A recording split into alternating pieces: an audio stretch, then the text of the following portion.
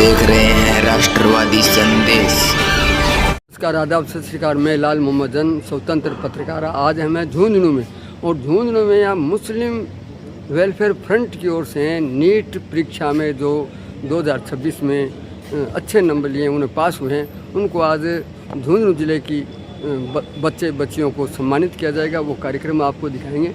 तो हम यहाँ आए हैं और उस कार्यक्रम में आपको दिखाएंगे सारा कार्यक्रम। अभी तो देखते रहिए। राष्ट्रवादी संदेश लाइक कीजिए, सब्सक्राइब कीजिए। मैं ले चलता हूँ आपको इस कार्यक्रम में, और क्या कार्यक्रम है वो भी पूरा देखिए। नीट की परीक्षा में मुस्लिम बच्चों ने जो पास किया 2026, उनका सम्मान किया जाएगा। तो यहाँ के शिक्षित लोग भी हैं, ये वेलफेयर सोसाइटी की ओर से वो सम्मान समारोह है, वो दिखाएंगे आप।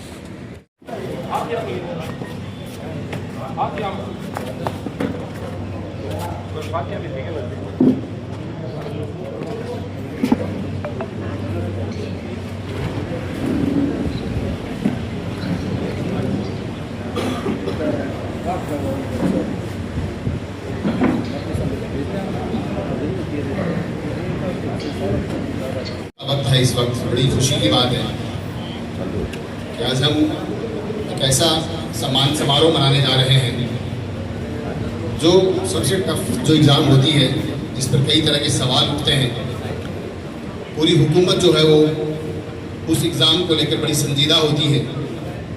उसमें हमारे जो बच्चे कामयाब हुए हैं, उनके सम्मान समारोह में आज हम कुछ ही देर बाद मनाने जा रहे हैं। सबसे पहले मैं सीटिंग अरेंजमेंट के संबंध में आप लोगों से गुजारिश करना चाहूँगा। हमारे ठीक सामने जो है आज के इस कार्यक्रम में मुख्य अतिथि जिला कलेक्टर महोदय होंगे, अध्यक्षता शहर काजी साहब करेंगे।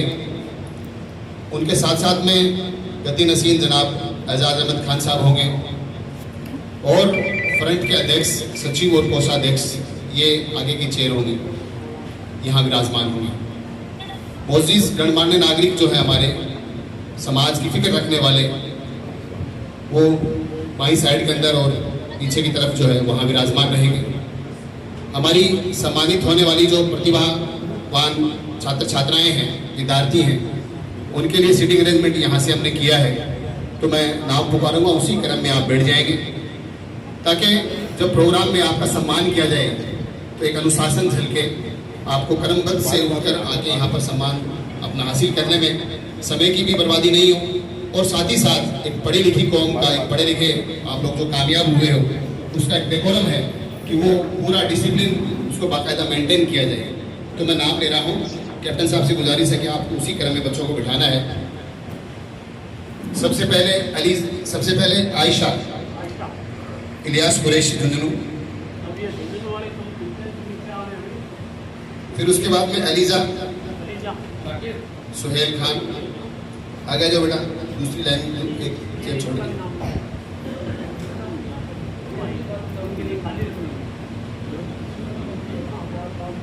आप तो आगे जाओ ना, आगे पहुंच गए। एजाज साहब आप भी आगे जाइए, आपकी सीट। और उसके बाद में अलीजा सुहेल खान,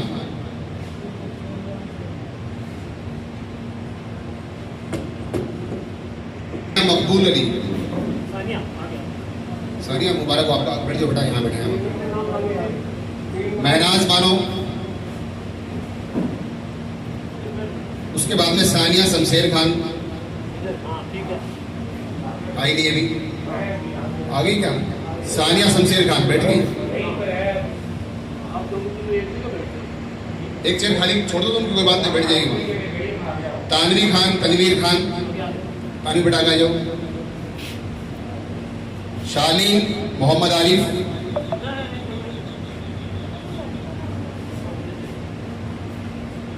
फिर उसके बाद में सानिया बानो साजिद झुंझुनू, अशमा सुल्तान खान सीगड़ी, तरन्नुम खान याकूब पहाड़ियान, साइस्ता बहलील नदीम अहमद, खैरुन निशा जंगशेर खान किडवाना, उसके बाद में शाइमा रहमान मुजीबुर रहमान, शाहिना चौहान, आरिफ चौहान, अब्दुल रहमान, महमूद चेजारा, उसके बाद मोहम्मद रिजवान, नूर हसन, शाहिना चौहान, मुबारिक अली, मोहम्मद मलिक, मुबारिक अली, नौशीन राइन, इस्लाम राइन, उसके बाद नौशीन राइन, इस्लाम राइन, उसके बाद आलिया खान, एजाज खान मुआ, साहिल अली, तुराब अली, माखर, मोहम्मद सफीक, मोहम्मद रफीक किनवाड़ा, रिजवाना सैयद, रुस्तम सैयद। इस क्रम में आप बैठे हैं। बाकी जो पीछे की चेयर उनमें हमारे मोअज़्ज़िज़ और जिम्मेदारान तशरीफ़ फरमा है। जल्दी आज का एक कार्यक्रम जो प्रोग्राम अभी शुरू हो जाएगा। हमारे बीच आज के इस प्रोग्राम के एक मेहमान जनाब एजाज अहमद खान साहब गद्दी नसीर हमारे बीच तशरीफ़ ला चुके हैं। उनका हम खैर मकदम करते हैं, हार्दिक अभिनंदन करते हैं। सबसे टफ एग्ज़ाम मैंने शुरू में आपके सामने जिक्र किया था और इसमें इतनी बड़ी कामयाबी, एक वक्त होता था कि बड़ी मुश्किल से एक दो सुनते थे कि फला गांव में, फला शहर में या फला कस्बे के अंदर उस खानदान से एक बच्चा बच्ची कोई पास हुआ है और सभी को ऐसा लगता था कि यार बहुत बड़ी उपलब्धि हासिल की है। निश्चित तौर से ये उपलब्धि है। आज हम बड़ी तादाद के अंदर 23 नाम मेरी लिस्ट के अंदर हैं। एक बहुत बड़ी उपलब्धि है और इस उपलब्धि को देखकर ऐसा महसूस होता है कि हम सही डायरेक्शन में जा रहे हैं। कुछ दिन पहले यहीं इसी प्रांगण में आपने देखा होगा कि सैकड़ों फौजियों का सम्मान समारोह किया गया था। देश की रक्षा के लिए और अब इंसानों की रक्षा के लिए हम वो केडर तैयार कर रहे हैं जिसकी रिक्वायरमेंट, जिसकी जरूरत है। तो मैं सबसे पहले सभी को बहुत बहुत हार्दिक बधाई प्रस्तुत करना चाहूँगा इन बच्चियों के लिए, इन बच्चों के लिए जिन्होंने ये मंजिल, ये मकाम हासिल किया है। जोरदार तालियों से इनका बहुत बहुत मुबारकबाद, इनका अभिनंदन, जिन्होंने इतना बड़ा बुलंद मकाम हासिल किया है। ये कोई छोटी बात नहीं है। अब आगे के लिए मेरे बेटे और बेटियां जो इस मंजिल पर कामयाब होने जा रहे हैं, उनके लिए चैलेंजेस और भी हैं। बेटा ये मत मान लेना कि हमने कंपटीशन एग्जाम पास कर लिया और हम कामयाब हो गए। आपके सामने इतने बड़े चैलेंजेस और हैं, बल्कि मेरा मानना यह है कि इससे बड़े चैलेंज भी आपके सामने आएंगे। लेकिन ये पहला जो कदम था, जिस कदम पर आप कामयाब हुए हो, वो कदम बहुत मजबूत है आपका और ये ऐसा कदम है जो आपको पीछे नहीं हटने देगा। चैलेंज चाहे कितने बड़े क्यों ना हो, आपके सामने बहुत सारे चैलेंजेस आने वाले हैं। उनमें कभी घबराना नहीं और अपने कदमों को जमाए रखना। इस्तकामत एक लफ्ज इस्तेमाल होता है, आपने कई बार पढ़ा होगा इस्तकामत, कि अल्लाह तो मुझे इस्तकामत अता फरमा। ये वही इस्तकामत है जिसकी जरूरत होती है इंसान को हर मंजिल पर, हर कदम पर जरूरत होती है, हर चैलेंज पर जरूरत होती है। तो मैं उम्मीद करता हूँ कि आप आने वाले वक्त में भी अपने कदमों को जमा के रखेंगे और सब्र का दामन थामेंगे। सब्र भी इसी चीज़ का नाम है। अक्सर क्या करते हैं तो सब्र का एक गलत मफहूम ले लेते हैं कि सब्र है वो किसी चीज़ पर अफसोस करके थोड़ी देर गम में रह के फिर उसके बाद में अपने आप को शांत करने का नाम है। नहीं, इसका नाम नहीं है। जब भी विपरीत परिस्थिति आपके सामने आए, जब भी कोई चैलेंज आए, उस वक्त अपने आप को अपना पेशेंस को जिंदा रखते हुए, बल्कि अपने पेशेंस को मजबूत करते हुए स्ट्रगल करने का नाम संघर्ष, वो है पेशेंस, वो सब्र है। इसका मफहूम अपने जहन में बिठा लेना कि आपको आने वाले वक्त में सब्र और इस्तकामत का दामन थाम के रखना है। सब्र इस चीज़ का नाम है कि जब भी कोई चैलेंज आए, जब भी कोई विपरीत परिस्थिति आपके सामने आए, जब भी कोई संघर्ष करने के लिए आपके सामने ऐसा आए कि मेरे को हिला देगी ये परिस्थिति, उस वक्त अपने आप को मजबूती से थाम कर, अपने कदमों को मजबूत थाम कर, अपने इरादों को मजबूत कर अपने जो सब्र है उसका नमूना आपको पेश करना है। निश्चित तौर से फिर कामयाबी मिलेगी आपको। और इस्तकामत भी इसी चीज़ का नाम है कि कभी अपने कदम नहीं डगमगाएंगे। कैसी ही परिस्थिति आए, कैसे ही चैलेंज आए, हमारे जो कदम है वो कभी डगमगाए नहीं। आज हमारी इस कौम के बड़े जिम्मेदारान आपको मुबारकबाद यहाँ पर देने के लिए आए हैं। निश्चित तौर से इनकी तरफ से यही पैगाम आपके लिए है कि आने वाला वक्त जो है वो आपका होगा। बहुत सारी खिदमात आपसे लेनी है, बहुत सारी मिसाल ऐसी आपको मिलेंगी जब आप सीरत का मुताला करेंगे, सहाबाए की ज़िंदगियों को पढ़ेंगे, हमारी सहाबियात जो हैं उनकी ज़िंदगियाँ जब पढ़ेंगे तो उनमें आपको इस तरह के नमूने मिलेंगे कि वो किस अंदाज के साथ अपने आप को मजबूती से थामते हुए किस तरह से मिल्लत और कौम की फिक्र के साथ अपने जज्बे को मजबूत रखते हुए किस तरह से कौम और मिल्लत की खिदमत करती थी। वही आपको ज़रूरत पड़ेगी आगे आने वाले वक्त में। तो मैं आपको बहुत बहुत मुबारकबाद पेश करता हूँ आज के इस प्रोग्राम को शुरू होने से पहले ही कि आपको अल्लाह ताला ने जो कामयाबी दी है उस पर जमाए रखें और आपको जो जिम्मेदारी मिलने वाली है, आगे जो कॉलेज भी मिलने वाले हैं, उसके बाद में जो चैलेंजेस मिलने वाले हैं, उन पे आप साबित कदम रहकर आगे बढ़ेंगे, ये मैं उम्मीद करता हूँ। अभी प्रोग्राम शुरू होने में 10-12 मिनट का टाइम है। कलेक्टर साहब भी अभी आने वाले हैं, उनके आते ही हम प्रोग्राम को बड़ा शॉर्ट अंदाज के अंदर करने की कोशिश करेंगे। कोई ऐसा बहुत लंबा चौड़ा प्रोग्राम नहीं रहेगा। हमारे पास 10 मिनट का टाइम है। कोई भी मिल्लत के यहाँ पर बुजुर्ग और जिम्मेदार लोग बैठे हैं, आप अगर मुबारकबाद का पैगाम यहाँ से देना चाहें तो मैं आपका खैर मकदम करता हूँ, यहाँ पर आपको आमंत्रित करता हूँ। कोई भी यहाँ से उठे और आए और अपनी तरफ से इन बच्चों को, इन बच्चियों को जो आज कामयाब हुए हैं, उनको आप अपनी तरफ से मुबारकबाद का पैगाम दे सकते हैं। सबसे पहले तो मैं आयोजकों को बधाई देना चाहूँगा कि इन्होंने एक सही कदम उठाया है और वक्त पर वक्त कदम उठाते रहते हैं एजुकेशन को बढ़ाने के लिए। बहुत बहुत बधाई हो झुंझुनू वेलफेयर, मुस्लिम वेलफेयर होने को। और अब हम सम्मान कर रहे हैं उन बच्चों का जो सभी विपरीत परिस्थितियों के अंदर कामयाबी हासिल की है। इन सब का तालियों के गुनगुनाहट से इस्तकबाल हो, उनका सम्मान हो।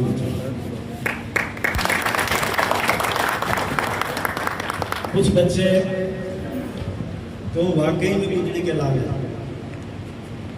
वैसे तो सभी हमारे समाज की परिस्थितियाँ, समाज का जो ताउन है, घर का ताउन है, वो इन सब चीज़ों के विपरीत होता है।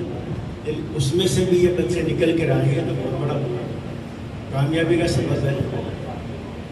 मैंने अपने व्हाट्सएप ग्रुप में भी लिखा कि एक बाप जो सुबह बच्ची सब्जी बेचता है, देखिए किसी को इसको अदरवाइज नहीं लेना, मैं तारीफ उन लोगों की कर रहा हूँ कि जो बिल्कुल विपरीत परिस्थितियों में अपने बच्चों को पढ़ाते हैं, उनके बच्चे आगे बढ़ते हैं। एक बाप सुबह रेडी पर सब्जी बेचता है, शाम को वही बाप बस स्टैंड के ऊपर अंडे उबाल कर बेचता है। उसका बच्चा अगर नीट जैसी परीक्षा में कामयाब होता है, एक बाप जो 6-8 काम करके पत्थर ढूंढ के अपने बच्चों को पढ़ाता है, उसका बच्चा नीट में सिलेक्शन हो रहा है, तो ये हमारे लिए बड़े गर्व की बात है, हमारे सीख की बात है कि हमारे बच्चे टैलेंट तो है, हमारे बच्चे टैलेंट तो है, हम उनको मौका नहीं दे पाते। आज हम सम्मान कर रहे हैं, बहुत अच्छी बात है, सम्मान होना भी चाहिए, लेकिन ये सम्मान अगर हम सहयोग की शब्दों को ट्रांसफर करते हैं, सम्मान और सहयोग में फर्क होता है। सम्मान हौसला अफजाई के लिए होता है, लेकिन हौसला अफजाई कर रहे हैं उन लोगों को, उन बच्चों की जो कामयाब नीट में हो चुके हैं। उन लोगों को सहयोग चाहिए जो नीट में बैठना चाहते हैं, आगे बढ़ना चाहते हैं, हम उनको सहयोग नहीं दे पाएंगे। हमारे यहाँ कोई ऐसी व्यवस्था नहीं है। बड़े शहरों में कई बार देखा हमने, पढ़ते हैं, कोटा जैसे शहर है, जयपुर जैसे शहर है और बहुत सारे शहर हैं जहाँ निःशुल्क कोचिंग की व्यवस्था होती है और उनके गरीब बच्चे जो टैलेंट होते हैं कोचिंग में पैसा खर्च नहीं कर पाते, वो बच्चे भी आगे बढ़ते हैं। तो हमारा ऐसा प्रयास होना चाहिए। उमर फारूक साहब मेरी बात को ध्यान से सुनेंगे, मेरे को लग रहा है क्योंकि ये करने वाले लोग हैं कि हमारे यहाँ भी ऐसी व्यवस्था होनी चाहिए कि जो बच्चे कोचिंग नहीं कर पाते, लाखों रुपए की फीस जमा नहीं करवा पाते, उन बच्चों की व्यवस्था हम सब लोग, अकेले फारूक साहब कुछ नहीं कर पाएंगे, हम सब लोग जिन्होंने इनको अल्लाह ताला ने कुछ दिया है वो थोड़ा थोड़ा सहयोग करके ऐसी कोचिंग की व्यवस्था बच्चों के लिए कर सके। तो आज ये 23 आए में कराऊंगे 230 बच्चे भी आ सके। दूसरा, कुछ कोचिंग की व्यवस्था हो रही है, इन्होंने लाइब्रेरी शुरू की है जमात वालों ने, वहाँ बच्चे जाके पढ़ते हैं। तो हमारा आसपास का जो माशरा है वो बच्चों को आगे बढ़ने नहीं देता।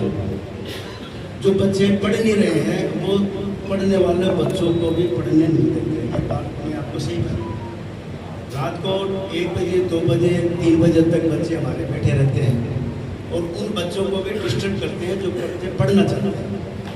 तो ऐसे लोगों के लिए इन्होंने एक लाइब्रेरी भूरा से रोड के ऊपर शुरू की है, वहाँ बच्चे जाके पढ़ सकते हैं। तो हमारा आसपास में जो बच्चे पढ़ने वाले हों उन तक ये बातें पहुँचे, हम आगे इनको वहाँ भेजें, वहाँ पढ़ने की व्यवस्था होती है। कुछ वहाँ ऐसी भी व्यवस्था भी हो कि कुछ न कुछ टीचर्स जो ना कोचिंग करने के लिए आते रहे, उनका सैलरी वगैरह आपस में हम सब लोग मिल के उसको बंद करते रहे। तो ऐसे बहुत सारे बच्चे हैं जो वंचित इन चीज़ों से वो आगे बढ़ सकते हैं। हमारा प्रयास होना चाहिए कि हमारे बच्चे ज़्यादा से ज़्यादा, और नीट जैसी परीक्षा हो, IAS हो, RS हो, अभी देख रहे हैं कि RS IAS या RJS में हमारे आदमी जो कम हो रही है। अभी नीट का तो अच्छा अल्लाह करम है, नीट में काफ़ी इंटरेस्टेड है, मेडिकल लाइन के अंदर, पैरामेडिकल के अंदर हमारे बच्चे काफ़ी आगे बढ़ रहे हैं। लेकिन प्रशासनिक के क्षेत्र में हमारा जो है ना विषय वो नहीं, पहले की बनिस्बत हमारा प्रशासनिक रेशो जो है ना वो डाउन हुआ, ये समझता हूँ। तो प्रशासनिक क्षेत्र में भी हमारे बच्चे आए जो टैलेंट बच्चे हैं, उनको IAS IPS RS या RJS की जो भी तैयारी हो उसको लिए या दिल्ली में भेज सकते हैं, जामिया मिलिया वाले भी कराते हैं, दर्द वाले भी कराते हैं। तो हम सब एक कोशिश करें, एक मुहिम करें, मान लें कि अभियान छेड़े तो हमारे बच्चे प्रशासनिक क्षेत्र में भी आ सकते हैं, मेडिकल में भी आगे बढ़ सकते हैं। अब मैं खालिद साहब बोल रहे हैं,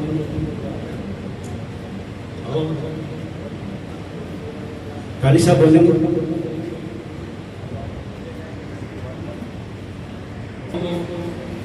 धन्यवाद देना चाहूँगा कि आप एजुकेशन के अंदर बहुत ही शानदार काम कर रहे हैं। चाहे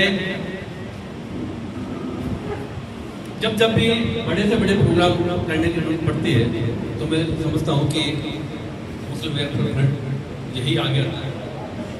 आज जो हमारे बच्चे मेडिकल में सेलेक्ट हुए हैं उनका मान और सम्मान करने के लिए यहाँ हम सब इकट्ठे हुए। ये हमारी जिम्मेदारी भी बनती है।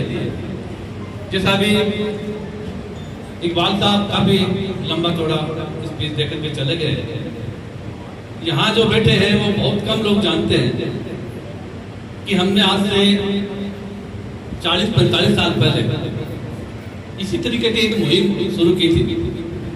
यूथ सोशल मूवमेंट पुतला बाजार के अंदर कायम किया था और बच्चों को तालीम के लिए स्कूल कॉलेज या कंपटीशन के लिए हम एक लाइब्रेरी का संचालन करते थे। स्कूल लेवल से लेकर के कॉलेज लेवल तक हमारे पास में सभी किताबें मौजूद हुआ करती। मैं लंबा बोलूँगा तो काफ़ी लंबी बातें हो जाएगी। मैं इतना ही कहना चाहूँगा कि पिछले 2-4-5 साल के अंदर हमारे बच्चे मेडिकल में काफ़ी निकल करके आ रहे हैं। आज से हम 35 या 40 साल पहले देखें, उस वक्त तो प्रशासनिक सेवा के अंदर बच्चे आ रहे थे, लेकिन धीरे धीरे ढर्रा चेंज हुआ, बच्चों का रुझान मेडिकल की तरफ बढ़ा है। तो पिछले कुछ सालों से मेडिकल में डॉक्टर बनने का अवसर हमारे बच्चों को मिल रहा है। अभी हालात ये है कि केवल दरगाह परिवार के अंदर 14 डॉक्टर बन चुके हैं या बनने जा रहे हैं। केवल एक छोटी सी फैमिली है हमारी दरगाह के अंदर 14 MBBS बन चुके हैं या उनकी पढ़ाई चल रही है, लेकिन 14 तो ये समझो कि 100% बनने जा रहे हैं। मैं इस अवसर पर हमारे जो बच्चे आए उनको एक ही बात कहना चाहूँगा कि अभी नीट में सिलेक्शन हुआ है,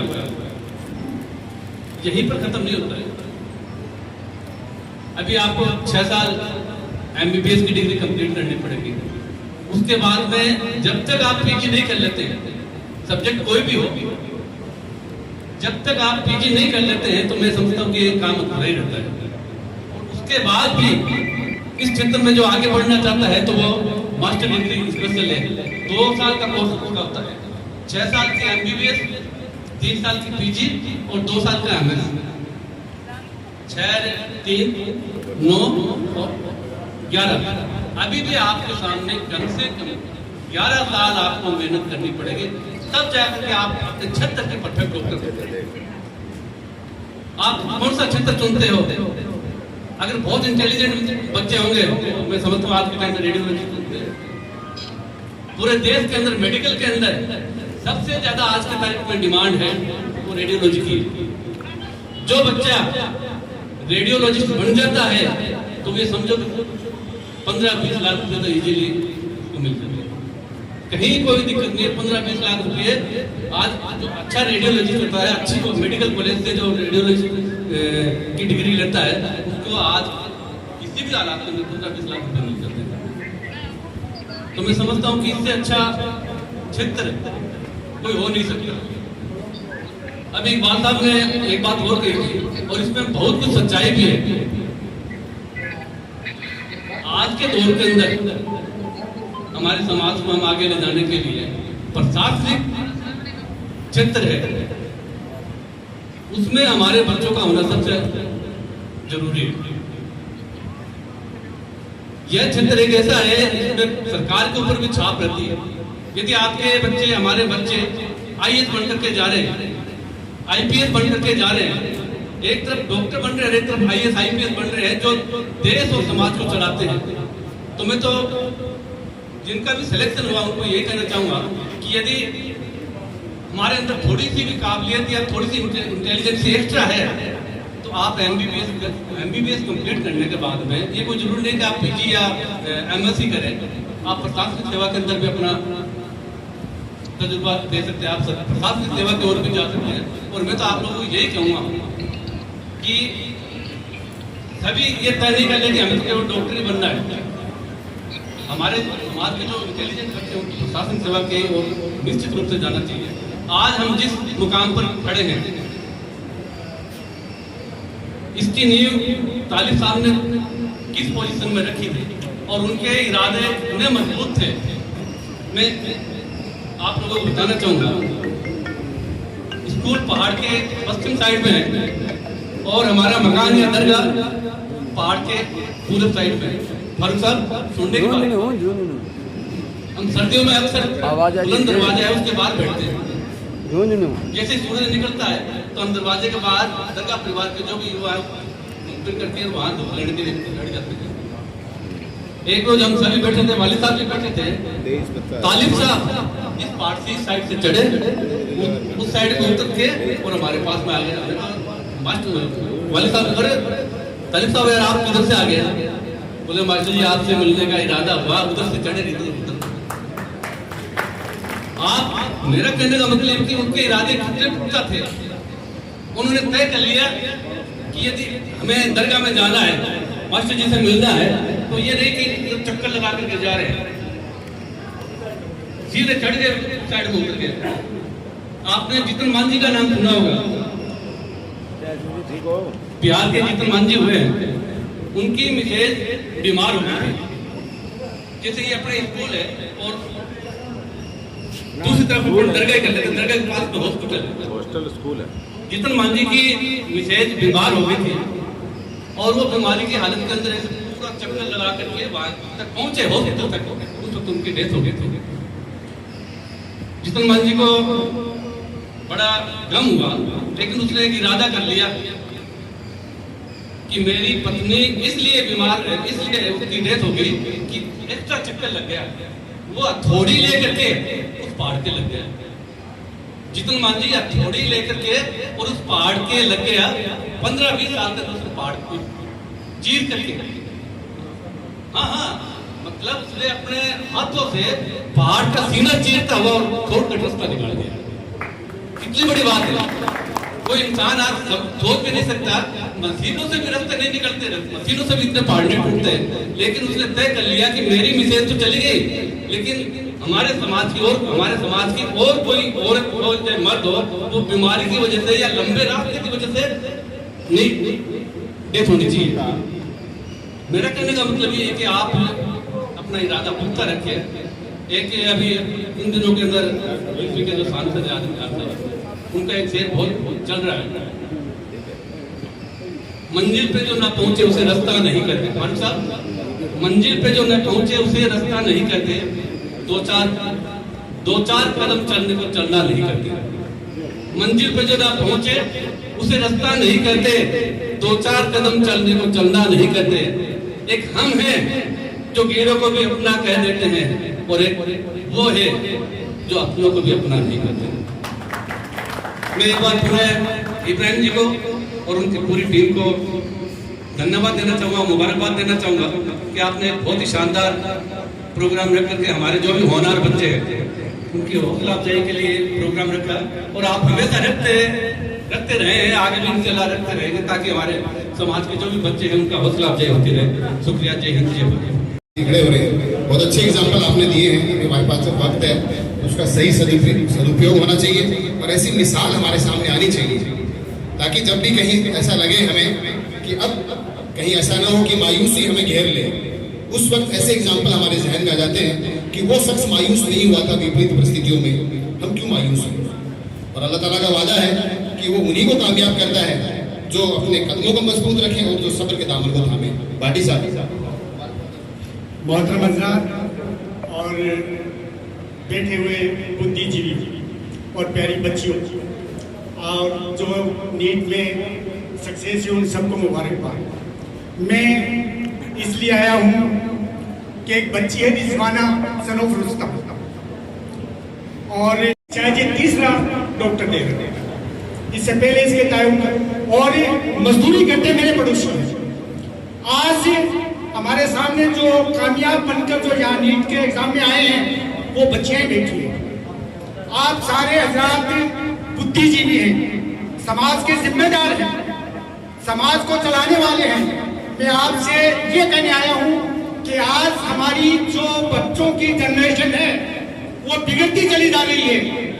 आज हम ये यहाँ से ये तहैया करके जाएं, ये जिम्मेदारी लेके जाएं कि हम हमारे घर के हमारे भाई बंधुओं के बच्चों को रोकेंगे, वो रात को 10 बजे बाद ये संभालेंगे कि वो कहाँ है। अगर हमारी इस जनरेशन को नहीं संभालेंगे तो आगे हमारे पास बर्बादी है, कुछ नहीं है। बच्चियां बढ़ रही हैं, बच्चे कहाँ हैं, कल इनके लिए हमें रिश्ते भी चाहिए, हमें वो भी चाहिए। बस यही बात करने में आया हूँ। खुदा रात को अपने बच्चों को घरों से मत निकलने दो, ये पैगाम दिया। अब मैं हमारे बड़े एनर्जेटिक पर्सनैलिटी हैं जोश और उमंग के साथ कैप्टन सुल्तान साहब, उनको दावत दे रहा हूँ कि आप आए। 2 बार आपका मैसेज आया, मैं माफ़ी चाहता हूँ, तो मुझे पता था कि कब बुलाना आपको। तो ये लीजिए।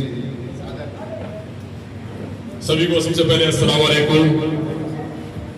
आसमां में चांदी की तरह एहतराम करता हूँ, और आज के इस खुशनुमा माहौल में और हमारे कौम के रोल मॉडल जो बैठे हुए इन सब का मैं कैप्टन सुल्तान का तहे दिल से इस्तेमाल करता हूँ। सबसे सब शौक से बढ़ जाती है शिद्दत हमारी, और जब इस प्रकार के प्रोग्राम में विराजमान होने का मौका लगता है और जब कौम के आइडियल हमारे बीच मौजूद हो तो और भी बढ़ जाती है इज्जत हमारी।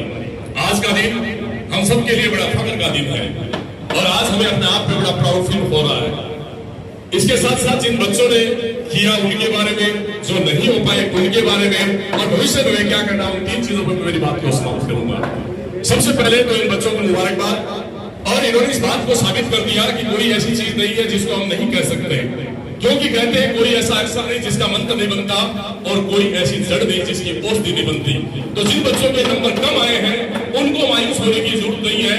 जैसा कि मेरे से पहले याकूब साहब ने, सभापति महोदय ने और भाटी साहब ने बातें बताई है, उन्हीं को अमल करते हुए उस काम को, उस मुकाम को हम अच्छे तरह से आगे हासिल कर सकते हैं। उसके बाद ये कौम वो कौम है जो कुरान को हिफ्ज कर सकती है, कुरान को हिफ्ज कर सकती है, किस आयत पे कहाँ रुकना है और किसको कहाँ लंबा खींचना है। जब वो काम कर सकते हैं तो दुनिया की कोई ताकत हमें हरा नहीं सकती, हम चाहे किसी भी कंपटीशन के अंदर हो। इसके साथ साथ जिन बच्चों के मार्क्स कम आए हैं जो 2 नंबर से 4 नंबर से 6 नंबर से रह गए उनको भी मायूस होने की जरूरत नहीं है। इस मंच के माध्यम से मैं उन्हें भी कहना चाहूंगा कि कुरान में आता है कि इन्नल्लाहि व मलाइकतिही व कुतुबिही व रसूलिही वल यौमिल आखिर वल क़द्री खैरी व शर्रिही मिनल्लाहि तआला व बासी बादल मौत। हमारा इस चीज पे ईमान है। इन्नल्लाहि यानी हमारा नहीं, हर मजहब का। इन्नल्लाहि यानी उस अल्लाह पे, उस ईश्वर पे, उस गॉड पे, उस खुदा पे, उस भगवान पे हमारा अकीदा है कि कोई तो है जी इस सृष्टि को पाल रहा है, बगैर बंबू इस आसमान को खड़ा कर रखा है। व मलाइकती उसके फरिश्ते, उसके देवताएं, व कुतुबिही उसकी किताब, चाहे तौरात, इंजील, कुरान की बात करें, चाहे गीता, बाइबल, रामायण, महाभारत या गुरु ग्रंथ साहब की बात करें, हर एक व्यक्ति का उसमें अकीदा है, उसमें ईमान है। खैरी व शर्रिही अच्छाई और बुराई के ऊपर कि अल्लाह है जो करने वाला है, अच्छा और बुरा।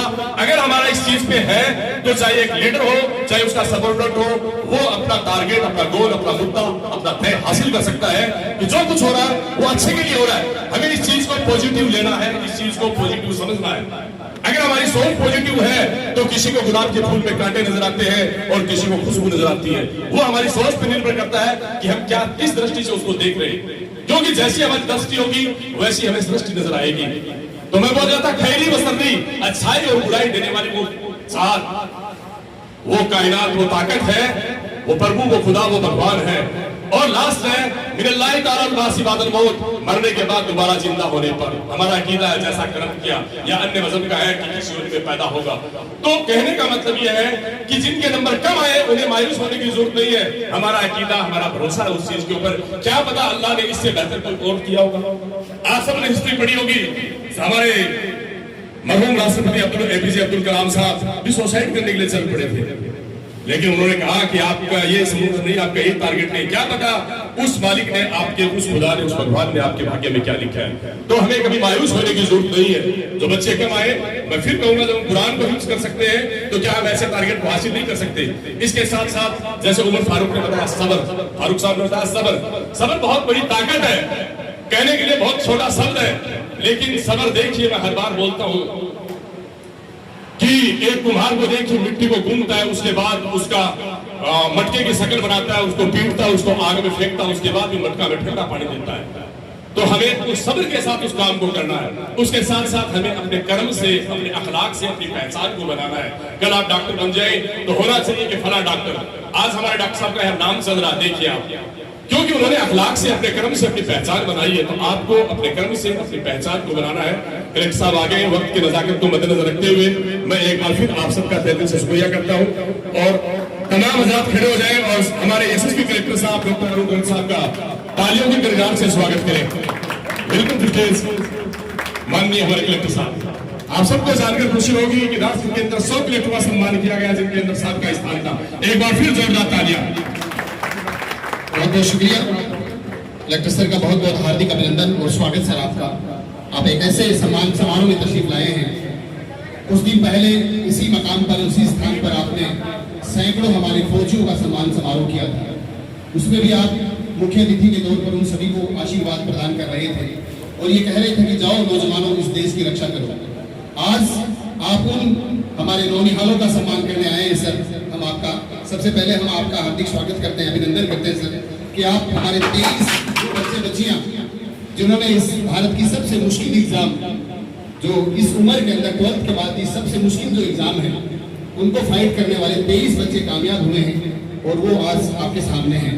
आप भी भारत की सबसे बड़ी एग्जाम जो होती है IAS, जिसकी तरफ में भी हम आप बात कर रहे थे, उससे हैं। तो आपका सम्मान वो कर रहे हैं जो भारत की सबसे बड़ी प्रशासनिक एग्जाम होती है, सबसे बड़े अफसर होते हैं जो पूरे देश को चलाने वाले होते हैं।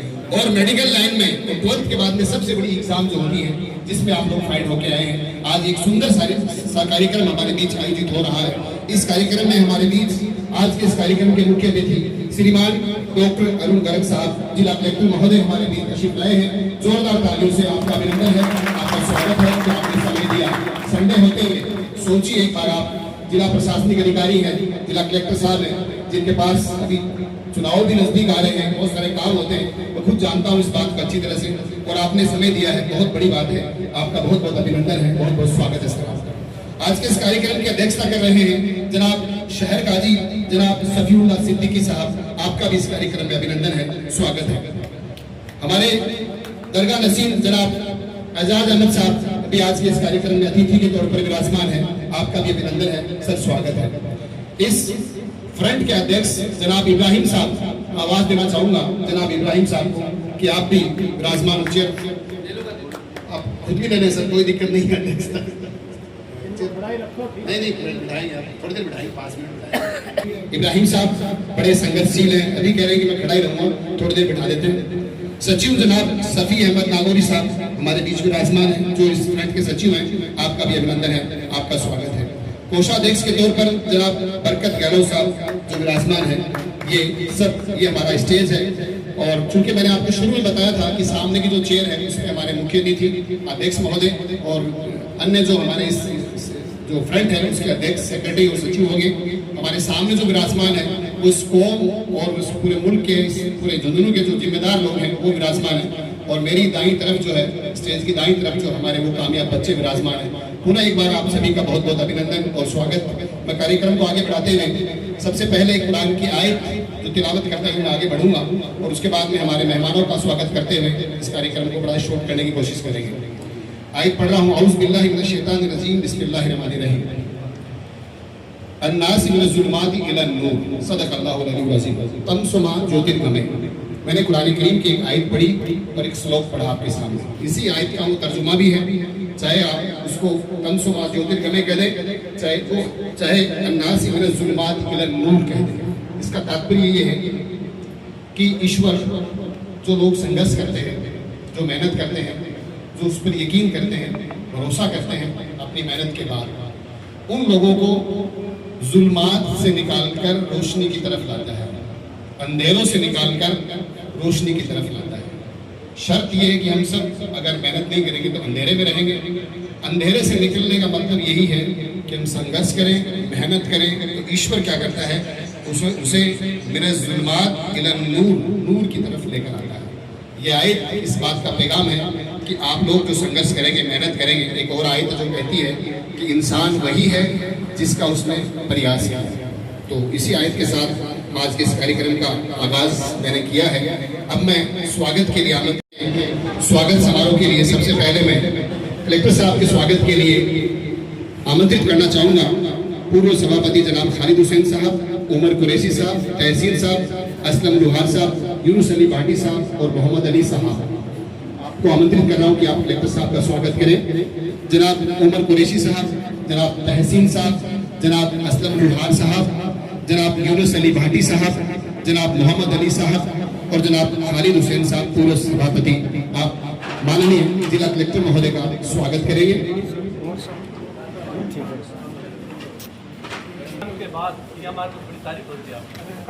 आप कल से सर मैं बता देता हूँ आपको, कल से आप आगे मैं हनुमानगढ़ था, वहाँ मेरी पोस्टिंग है। कल से कलेक्टर साहब जो है वो इस पूरे हमारे शिक्षा विभाग के अंदर गुड टच बैड टच के संबंध में बड़े एक्टिव हो रहे हैं और पूरे प्रशासन को लगा रखा है इन्होंने। नहीं बिल्कुल सर, तारीफ के लायक है, हम सम्मान आपका अभिनंदन करते हैं सर। पूरे आप बड़े इस मामले में हम भी खुशनसीब हैं कि आप जैसे जिला कलेक्टर हमें मिले हैं जो हर चीज की फिक्र अपने साथ रखते हैं। कल पूरे शिक्षा विभाग में तकरीबन 15,000 से भी ऊपर बच्चियों को आपने गुड टच बैड टच के संबंध में जगाया। हमारी भी बच्चियां हैं। ये कलेक्टर साहब का विशेष अभियान था, राज्य सरकार के दिशा निर्देशानुसार आपने पूरी मॉनिटरिंग के साथ जिले के अंदर ये पैगाम दिया और हमने हमारे हनुमानगढ़ में इस बात की कोशिश की। तो बहुत बहुत स्वागत है सर आपका, बहुत बहुत अभिनंदन, आपने वक्त दिया हमारे। अब मैं अध्यक्ष साहब जो हैं उनके अभिनंदन के लिए, उनके स्वागत के लिए आमंत्रित करना चाहूँगा जो शहर काजी जनाब सफीउल्लाह साहब के लिए एडवोकेट मुश्ताक साहब, जनाब महफूज खान साहब, मुबारक पहाड़ियान साहब, कैप्टन सुल्तान साहब और जनाब अली हसन खान कप्तान साहब दोनों ही, इनको आमंत्रित करना चाहूँगा कि आप हमारे शहर काजी जो पूरे सोसाइटी की, पूरे इस झुंझुनू की जो अध्यक्षता करते हैं हर वक्त, आप क्योंकि शहर काजी हैं, जाहिर सी बात है कि आपकी अध्यक्षता में ही सारे जो काम होते हैं वो हैं। तो आमंत्रित आप इनका अभिनंदन करेंगे, स्वागत करेंगे।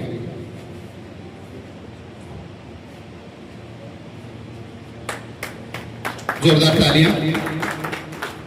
हमारे एक और मेहमान हैं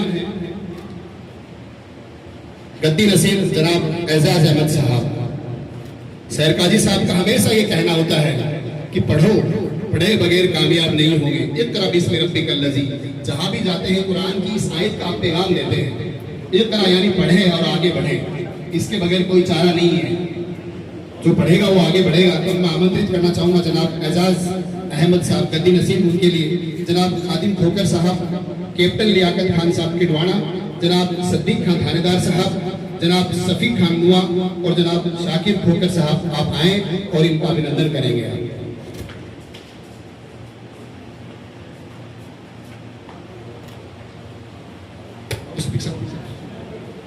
खादिम खोकर साहब, कैप्टन लियाकत खान साहब, सद्दीक खान थानेदार साहब, सफ़ी खान नुआ, शाकिर खोकर साहब, आप गद्दी नसीब साहब का स्वागत कर रहे हैं, अभिनंदन कर रहे हैं। और फ्रंट के अध्यक्ष सचिव कोषाध्यक्ष का आप सिर्फ तालियों से स्वागत करेंगे।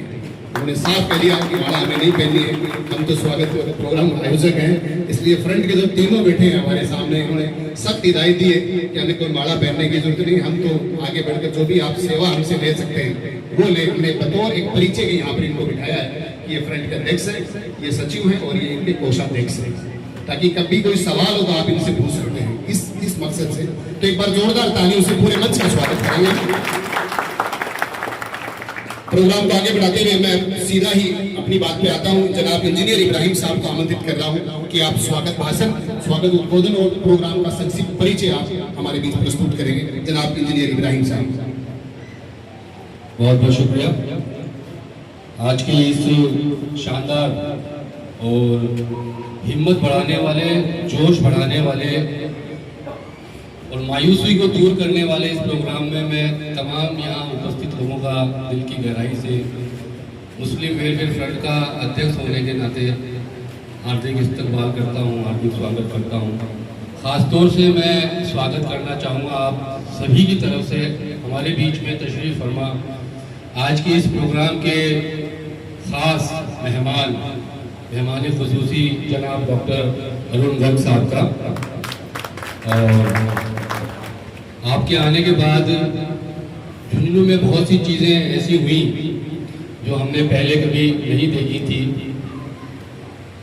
2-3 बार हिंदुस्तान के टॉप 10 कलेक्टर्स में आपका शुमार किया गया, इसके लिए भी आप बधाई के पात्र हैं।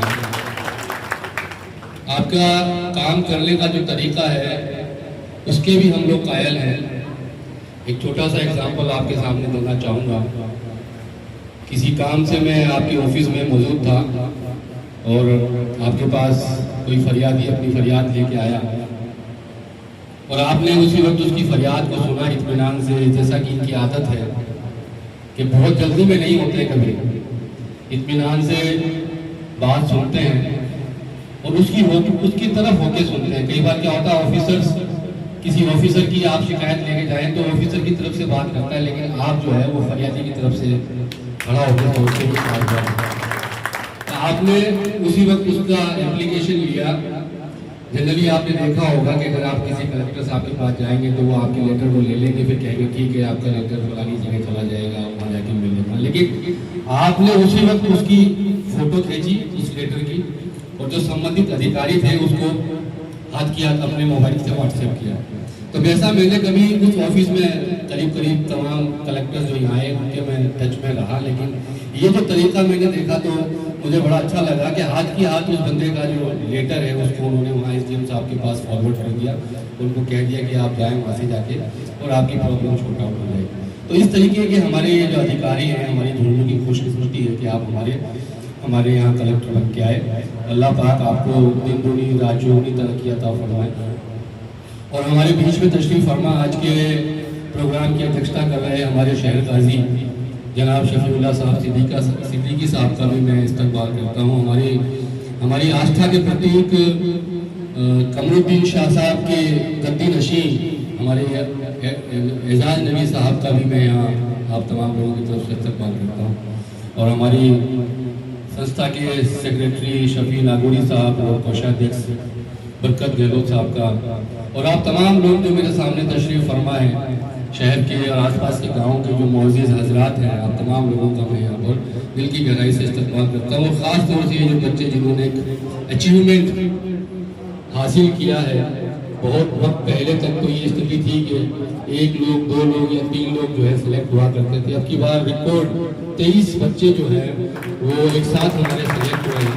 तो कहीं ना कहीं दिल के अंदर ये सुकून है कि आने वाले वक्त में जो हम मुस्लिम समाज के खास तौर से जो लोग हैं जो एजुकेशन के मामले में पिछड़े हुए हैं, तो एक उम्मीद की किरण है, आशा की किरण है। और मैं समझता हूँ कि आने वाले वक्त में जो है कंधे से कंधा मिलाकर हमारे जो हमवतन भाई हैं हिंदुस्तान के जो नागरिक हैं उनके साथ में कंधे से कंधा मिलाकर हम आगे बढ़ेंगे और देश की तरक्की में योगदान देंगे।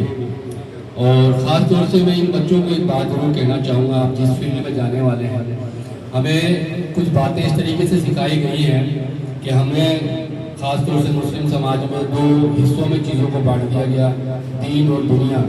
ये दीन है, ये दुनिया है। असल में दुनिया ही दीन है। अगर आप सही तरीके से ज़िंदगी को जीते हैं तो ये दुनिया ही आपके दीन है और आपके लिए आपके अच्छे मुस्तकबिल के लिए, चाहे वो ज़िंदगी में हो या ज़िंदगी के बाद एक आपका जो प्रोफेशन है वो अपना हक अदा कर सकता है। और वो इस तरह से कि जब आप डॉक्टर बन के आ जाएंगे और जब आपके पास कोई गरीब आदमी अपनी बीमारी को लेकर, अपनी परेशानी को लेकर आएगा, आप उसको किस तरीके से ट्रीट करते हैं, आप उसे किस तरीके से देखते हैं, यहाँ से डिफाइन होगा कि ये दीन है कि दुनिया है। अगर आपको ये महसूस नहीं होता कि ये गरीब है, ये कमज़ोर है, ये ज़रूरतमंद है और सबको भुलाकर अगर आपका दिमाग आपकी कमाई आपकी फीस पर ही डिपेंड करता है तो ये दुनिया है। और अगर आप एक अच्छा डॉक्टर का परिचय देते हुए उसको देखते हैं कि गरीब आदमी है तो मैं इसको फ्री में देख लूँ, मैं इसको फ्री में इसका ट्रीटमेंट कर दूँ, मैं फ्री में इसको इसकी दवाई दे दूँ, तो ये दीन है। तो इन दोनों चीज़ों को आपको पकड़ के चलना है। आपके अच्छे भविष्य की मैं कामना करता हूँ और आप तमाम लोग जो यहाँ तशरीफ़ लेके आए, एक बार फिर मैं आप तमाम लोगों का दिल की गहराई से इस्तकबाल करता हूँ। बहुत बहुत शुक्रिया।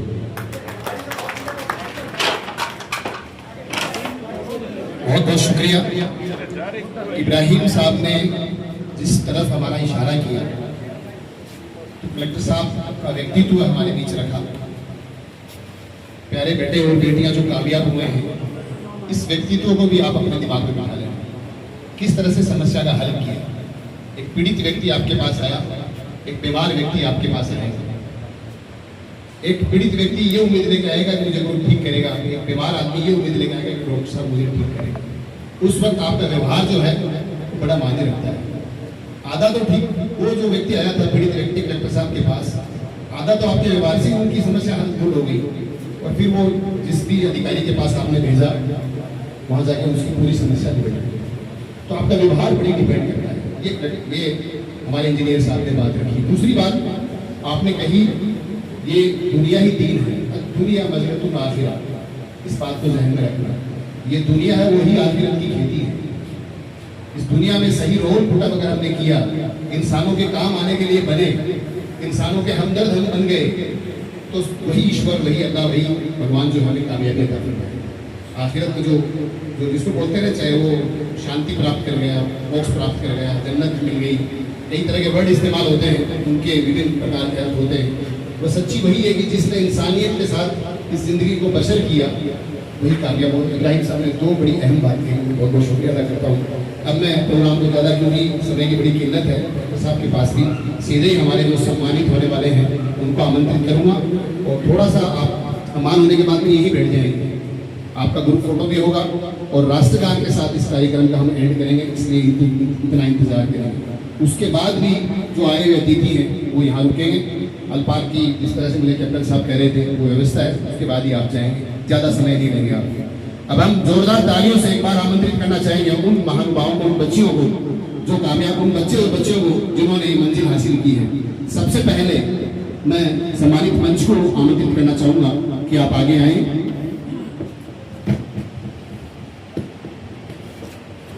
सम्मानित मंच और मंच का ध्यान इस ओर आकर्षित करवाना चाहूँगा कि इनमें बहुत सारे बच्चे ऐसे हैं जो वाकई में गुदड़ी के लाल हैं।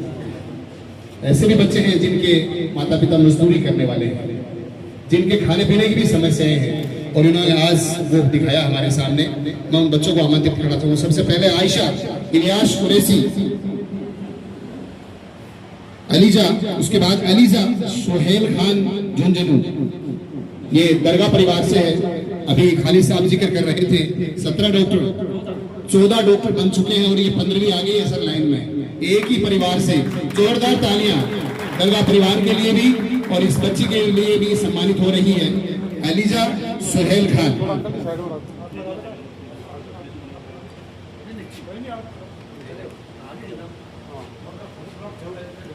आयशा की पेरेंट्स, अच्छा आयशा की पेरेंट्स, इनके 563 नंबर बने हैं। जोरदार तालियां। 563 नंबर मिलकर आपको गवर्नमेंट कॉलेज आयशा के पैसे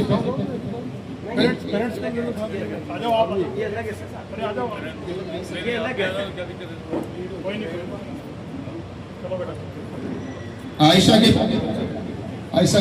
इलियास कुरैशी झुंझुनू जिनके 561 नंबर हासिल हुए हैं, उनका इनाम हासिल करते हुए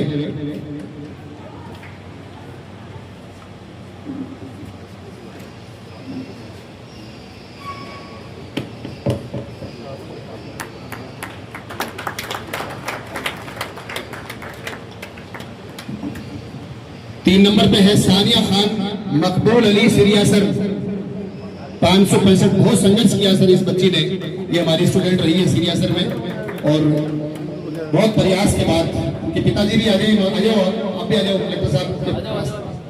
बड़ी मेहनत की है बच्ची ने, विपरीत परिस्थितियों में आपने संघर्ष किया है, मायूस नहीं हुई। जोरदार तालियां सानिया के लिए। उसके बाद महनाज बानो इब्राहिम खान क्या सर, 565 नंबर हासिल किया है। चौथे नंबर पर महनाज बानो। पेरेंट्स साथ में आ जाएं, जिनके भी मैं नाम लूं उनके पेरेंट्स भी प्लीज साथ में आ जाएं फटाफट करके। इब्राहिम खान क्या सर, 565 नंबर आपने हासिल किए हैं। जोरदार तालियां आप इनके लिए, बच्ची के लिए और इनके वालिदैन के लिए। अगला है सानिया खान शमशेर खान बड़ाऊ, इनके पेरेंट्स होंगे, आप अच्छी नहीं आई पाई तो। सानिया खान के शमशेर खान बड़ाऊ 568 नंबर जिसने हासिल किए हैं।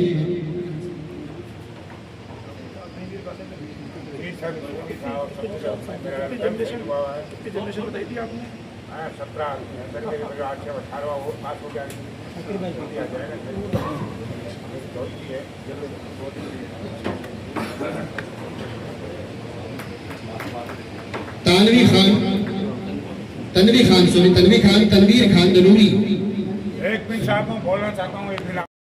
कम्युनिटी जो ये स्वागत कर रही है, ये कलेक्टर साहब गुरु संघ है।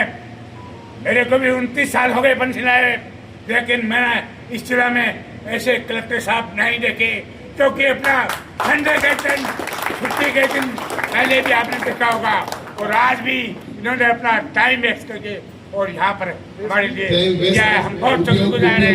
बहुत धन्यवाद इनको, ऐसे ही इनको सेवा करने का मौका दे। जय हिंद, जय भारत। बिल्कुल बहुत बहुत शुक्रिया। तनवीर खान मैनेजर साहब भी साथ में आएंगे, पेरेंट्स भी साथ में आएंगे। बहुत बहुत मुबारक हो बेटा आपको। पिताजी बैंक में सर्विस करते हैं, आप ही के पास हैं और SBI में हैं।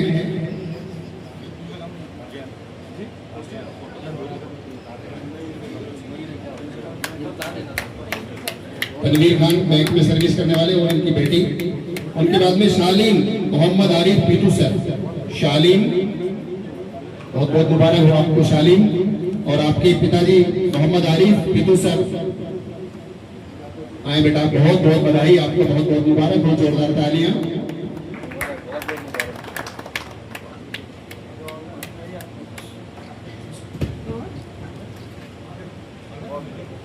उनके बाद में सानिया बानो साजिद झुंझुनू 571 नंबर, सानिया बानो आईडी।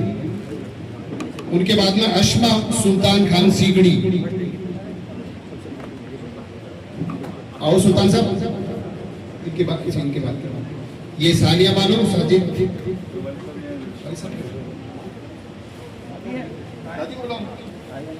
इनकी दादी है, दादी आए प्लीज।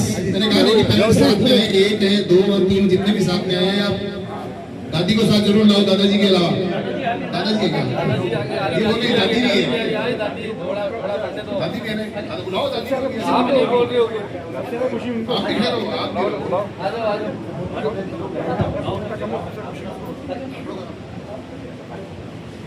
बिल्कुल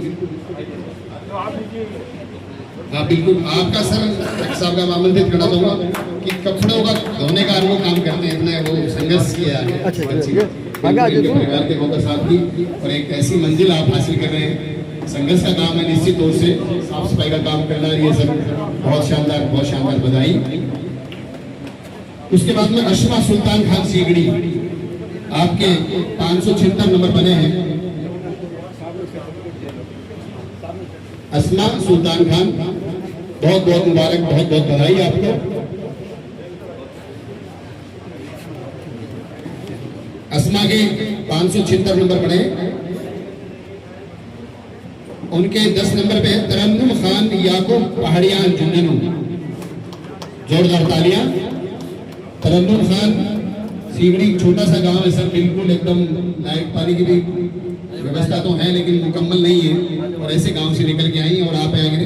तरन्नुम खान याकूब पहाड़ियान बुलाएंगे साहब, आज ऐसे थोड़ी ना माँ है तुम लोग बुलाएंगे, और सही मायने में माँ की जो तरबियत होती है वही एक बच्चे की कामयाबी की जमानत होती है। माँ की जो तरबियत है, क्योंकि पिता का काम कमाने का होता है, कोई यहाँ इंडिया में कमा रहे हैं, कोई फॉरेन कमा रहे हैं, बहुत सारी जिम्मेदारियां होती है। माँ असल देखभाल करने वाली होती है, तो पहले माए काम। इनके चारों बेटे जो ग्रेजुएट हैं, बिल्कुल बेटे बेटियां, बहुत अच्छी बात है, बहुत बहुत मुबारक आपको। अब मैं एक बार 10 के बाद में थोड़ा ब्रेक लेता हूँ, आपको तकलीफ दूंगा दोबारा, और आमंत्रित कर रहा हूँ एजाज अहमद साहब, गद्दी नसीर साहब को कि आप उद्बोधन के माध्यम से इनको आशीर्वाद देंगे, दुआएं देंगे। जनाब एजाज अहमद साहब, परिवार से वो बच्ची अलीजा यहाँ पर आ चुकी है, सबसे पहले उन्हीं को आमंत्रित कर रहा हूँ मैं, पीछे छूट गया था उसका नाम, पहुँच गई ना बच्ची अलीजा।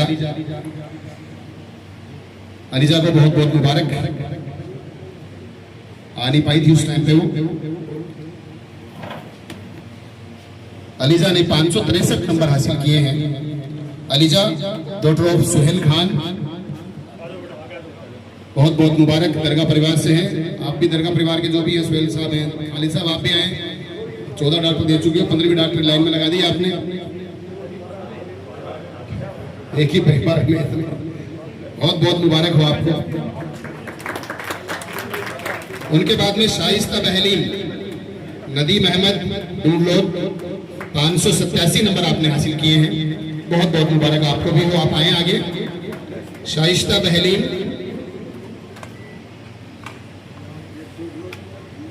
आपको ये जो मोमेंटो शॉल और प्रमाण पत्र जो प्रदान किया जा रहा है, मैं इनकी तरफ भी आपका ध्यान आकर्षित करवाना चाहूंगा। शाइस्ता बहलीन आए।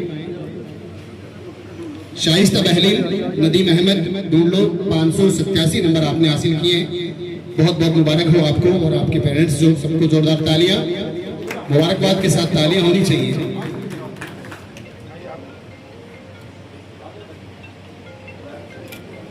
उनके बाद में खैरुन निशा जंग शेर खान किलवाड़ा,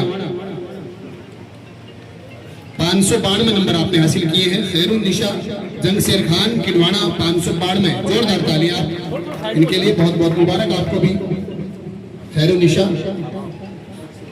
अच्छा, लाकत साहब का सीना बड़ा गर्व से तन रहा है। बड़ा एक वक्त था कि बहुत पहले आप शहनाज थी को जो विदेश में आई थी।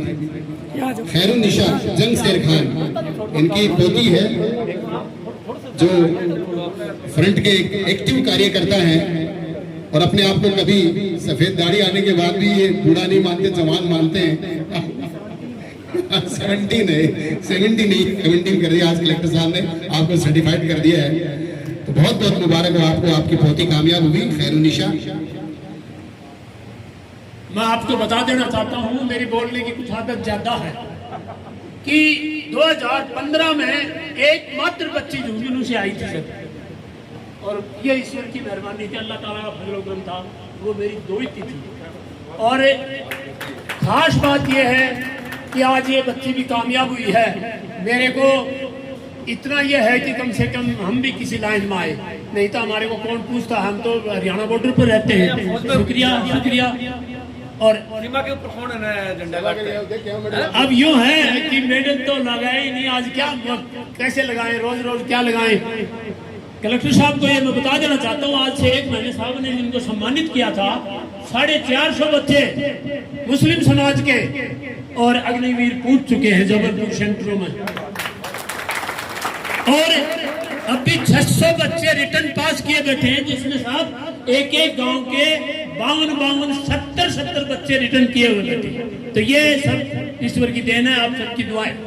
लेकिन संघर्ष करो, संघर्ष के बिना कुछ नहीं होगा। ये दो शुक्रिया। आगे मैं आवाज देना चाहूंगा शाहिमा रहमान, मुजीबुर रहमान तनूरी।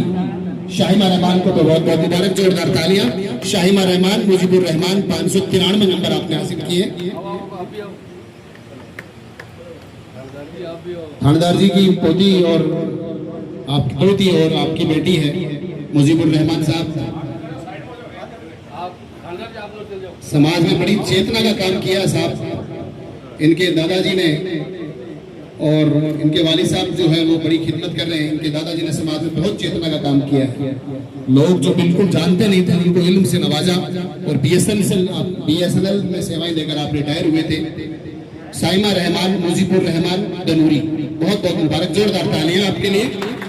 आगे शाहिना चौहान, आरिफ चौहान झुंझुनू। शाहिना चौहान, आरिफ चौहान झुंझुनू, जोरदार तालियां। नंबर बढ़ रहे हैं, देखिए बढ़ते क्रम में है। शाहिना चौहान, आरिफ चौहान। अच्छा, डॉक्टर साहब की भतीजी है, डॉक्टर इरफान चौहान साहब की भतीजी है। डॉक्टर इरफान चौहान साहब 1 नंबर रोड पे आपका क्लिनिक है, बहुत ही खिदमत करते हैं। आप भी मेडिकल सर्विस सोसाइटी के आप सेक्रेटरी भी हैं। जो दरगाह, जो ईदगाह कैंपस में हॉस्पिटल चलता है निःशुल्क, जिसमें सिंपैथी प्रोजेक्ट भी है और लोगों की सेवा करने के लिए 2 घंटे का हॉस्पिटल भी चलता है, उसके आप सेक्रेटरी हैं। तो बहुत बहुत मुबारक आपको डॉक्टर साहब, बहुत बहुत मुबारक हो आपको भी।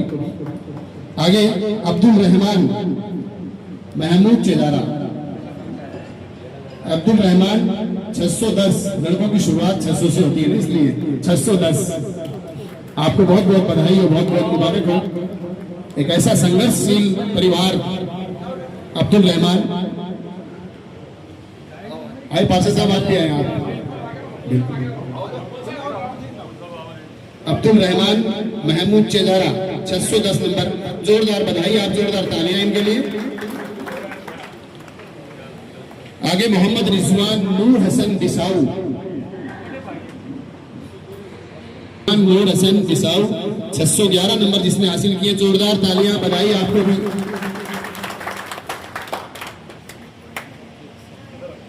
बहुत बहुत बधाई आपको भी।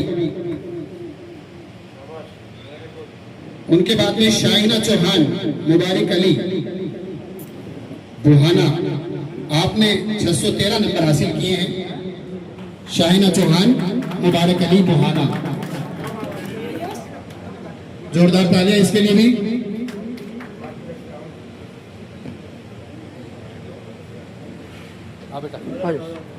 आगे बेटा, बहुत बहुत मुबारक। अच्छा, आपके साथ आपके जो हैं गार्जियन। बुहाना एक दूरस्थ इलाका है और वहाँ सर माइनॉरिटी का जो पढ़ने का जो माहौल है वो थोड़ा कमजोर है सर।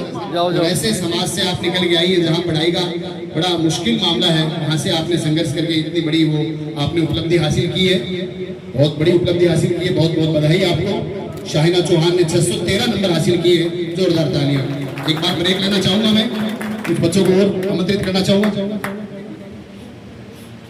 ये बच्चे भादरा से चल के आई है, बुआना की बेटी है और इसके नाना ने इसको पढ़ाया है। बहुत ही गर्व की बात है। ये जो बच्ची सानिया जो चल के आई है भादरा से देख रहे हो आप, बुजुर्ग आदमी जो खड़े हैं इनकी दोहती है और ये वहाँ के पत्रकार हैं। हमें कई बार स्कूलों में मिलते हैं, वहाँ पर बड़े बुजुर्ग हैं लेकिन बहुत अच्छी पत्रकारिता करते हैं, स्वतंत्र पत्रकार हैं। आज भी रिकॉर्डिंग करके भादरा तक पहुँचाएंगे। तो मैं एक बार आपको ब्रेक देता हूँ और नेक्स्ट बच्चों को अगले बार बुलाऊंगा। अब मैं आमंत्रित कर रहा हूँ शहर काजी साहब को, आप आए और दुआओं से नवाजें कामयाब होने वाले और जो यहाँ पर पधारे होंगे। शहर काजी जनाब सफीउल्लाह सिद्दीकी साहब।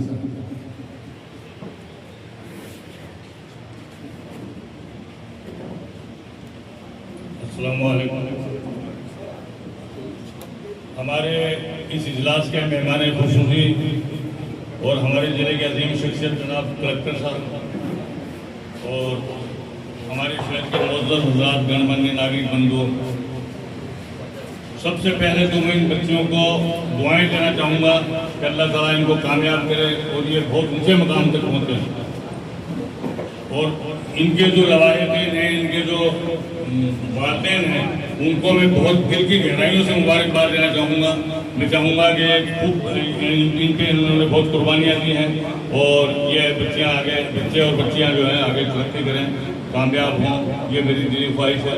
और न सिर्फ ये कि आप बच्चों और बच्चों में जो डॉक्टर बनने वाले हैं, बनने जा रहे हैं, मैं उनको कहना चाहूँगा कि आपका मकसद जो है ना वो सिर्फ डॉक्टरी करना, पैसा कमाना नहीं होना चाहिए, बल्कि आपका मकसद होना चाहिए इंसानियत की खिदमत करना, मानवता की खिदमत करना। आप खुश नसीब हैं कि आपको मानवता की खिदमत का मौका दिया अल्लाह पाक ने। आप मेहनत करें, खूब मेहनत करें और मानवता की खिदमत करें, बगैर किसी तफरीक मज़हब व मिल्लत, यानी कोई धर्म की उसकी जरूरत नहीं है। मतलब हर इंसान की यही है इबादत, यही तीनों ईमान के काम आए दुनिया में इंसान की इंसान। इस बात को थोड़ा ख्याल रखें और खूब मेहनत करें। और इल्म हासिल करना, यानी इल्म जो है इस्लाम की अहमियत, इस्लाम ने इल्म की नज़र में इल्म की बड़ी अहमियत है। अल्लाह के रसूल ने फरमाया इल्म हासिल करो माँ की गोद से लेकर कब्र तक, यानी बचपन से लेकर मरते दम तक तालीम हासिल करते रहो। आपने फरमाया तलबुल इल्म फरीज़तुन अला कुल्लि मुस्लिमिन व मुस्लिमा, हर मुसलमान मर्द औरत पर इल्म हासिल करना फर्ज है। फर्ज को कहते हैं जिसके छोड़ने से गुनाह होता हो, फर्ज है हर मुसलमान मर्द औरत पर। आपने फरमाया तुम्हें अगर तालीम हासिल करने के लिए चीन भी जाना पड़े, यानी विदेश यात्राएं भी करनी पड़े, तो जाओ और तालीम हासिल करो।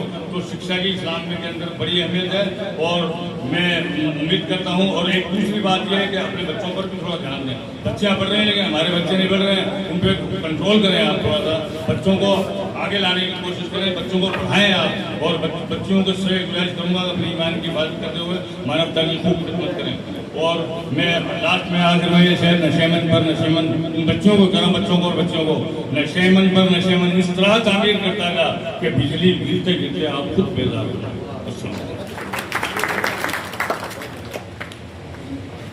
बहुत बहुत शुक्रिया। मैंने कहा ना कि जहाँ भी जाते हैं आप इल्म की बात करते हैं और सही मायने में इस पर हम अमल करें, इल्म पर। आगे मैं बुलाना चाहूँगा वापस से आप लोगों को एक बार तकलीफ, फिर उसके बाद में हमारे सभी बच्चे सम्मानित हो चुके होंगे। मुबारक अली नुआ 615 नंबर आपने हासिल किए हैं, जोरदार तालियां। साजिया आपका बेटा है, साजिया मेरी स्टूडेंट रही है, इस तरह भी टीचर है, बहुत बहुत मुबारक आपको। अभी पता चला कि साजिया का ये बेटा है, बहुत बहुत बधाई। नवलगढ़ पोस्टिंग आपकी साजिया, चलो बेटा। मोहम्मद मलिक मुबारक अली नुआ 615 नंबर हासिल किए आपने। उनके बाद नौशाद राइन इस्लाम राइन झुंझुनू 617 नंबर आपने हासिल किए। तो अभी सम्मानित हो रहा है मोहम्मद मलिक मुबारक अली नुआ, माताजी में टीचर है। नौशाद राइन इस्लाम राइन झुंझुनू 617 नंबर आपने हासिल किए हैं, बहुत बहुत बधाई आपको।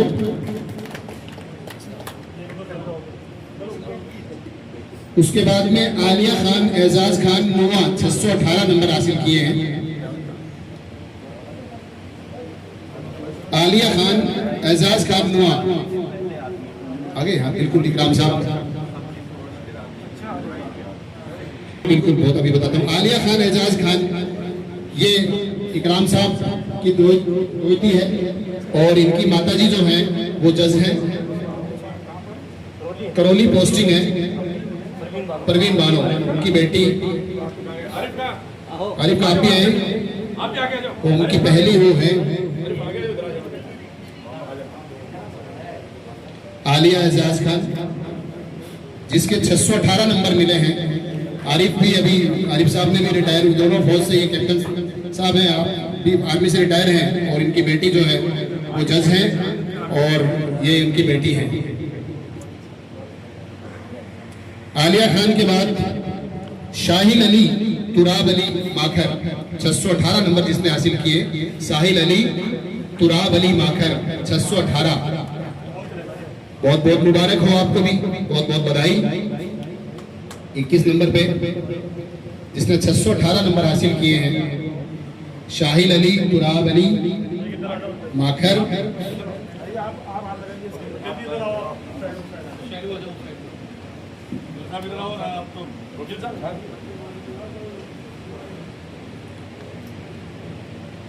$618 नंबर। उसके बाद मोहम्मद शफीक, मोहम्मद रफीक किलवाना 623 नंबर हासिल किए हैं। मोहम्मद शफीक, मोहम्मद रफीक 623।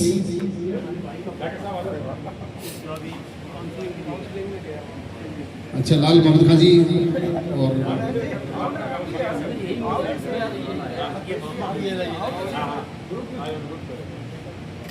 मोहम्मद शफीक, मोहम्मद रफीक का सम्मान प्राप्त करते हुए जनाब कैप्टन लाल मोहम्मद खाजी और लियाकत खाजी। लास्ट में जो है सबसे टॉपर रिजवाना सैयद, रुस्तम सैयद सबसे टॉपर है ये बच्ची, 639 नंबर। जोरदार तालियां। ओबीसी जिला टॉपर भी है ये बच्ची सर। रिजवाना सैयद, रुस्तम सैयद, ये सबसे टॉपर। जोरदार तालियां बजनी चाहिए आपको। अच्छा कॉलेज मिलेगा निश्चित तौर से, बहुत अच्छी कॉलेज मिलेगी आपको। देखो भी एम्स वगैरह कह तो नहीं सकते, लेकिन अच्छी कॉलेज मिलेगी, ये जरूर है। 639 नंबर है, वो दुआ करें एम्स मिल जाए। बिल्कुल। ये जो शॉल आपको दिया गया है, आज मैं कलेक्टर साहब को बुलाऊंगा, आमंत्रित करूंगा। ये हमारे 23 बच्चे थे जिनको आज यहाँ पर सम्मानित किया। ये शॉल जो इन बच्चों को सम्मान दिया गया, ये कुरैशी समाज की तरफ से, उमर कुरैशी साहब की तरफ से है। और मोमेंटो जो दिया गया है वो कैम खानी सेवा समिति की तरफ से है। और जो प्रमाण पत्र प्रदान किया गया वो फ्रंट, जो मुस्लिम वेलफेयर फ्रंट है, उसकी जानिब से दिया गया है। तीनों के लिए आप जोरदार तालियां अर्पित करेंगे, तीनों के लिए। और आपको आपका ध्यान इस ओर आकर्षित भी कराना चाहूंगा कि जो नीडी बच्चे होते हैं उनको ये जो मुस्लिम वेलफेयर फ्रंट है वो सर कई सालों से मदद कर रहा है। स्कॉलरशिप के तौर पर उनकी फीस का बंदोबस्त हो या कोई हॉस्टल की फीस हो, जो भी मुनासिब समझता है, ये फ्रंट हमेशा उनकी मदद करता रहता है। अब मैं माननीय कलेक्टर साहब को आमंत्रित कर रहा हूँ, जो आज के मुख्य अतिथि हैं। आप आए और बच्चों को आशीर्वाद प्रदान करें। माननीय कलेक्टर साहब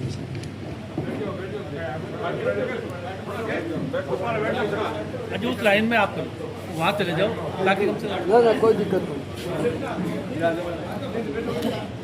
आज के इस बहुत ही गरिमामयी, बहुत खुशी देने वाले इस सम्मान समारोह के में मंच की शोभा बढ़ा रहे आदरणीय शहर काजी साहब, एजाज साहब, इब्राहिम जी, नागौरी जी, गहलोत जी, कैप्टन लियाकत जी, उमर कुरैशी जी, खालिद जी, मैं उसके नाम गलत बोल दिया था आपका, कैप्टन सुल्तान जी, और यहाँ विराजमान सभी तमाम मौदीरान हजरात, माताओं, बहनों, प्यारे बच्चों, मुझे पर्सनली दिल से बहुत खुशी है ऐसा प्रोग्राम अटेंड करके।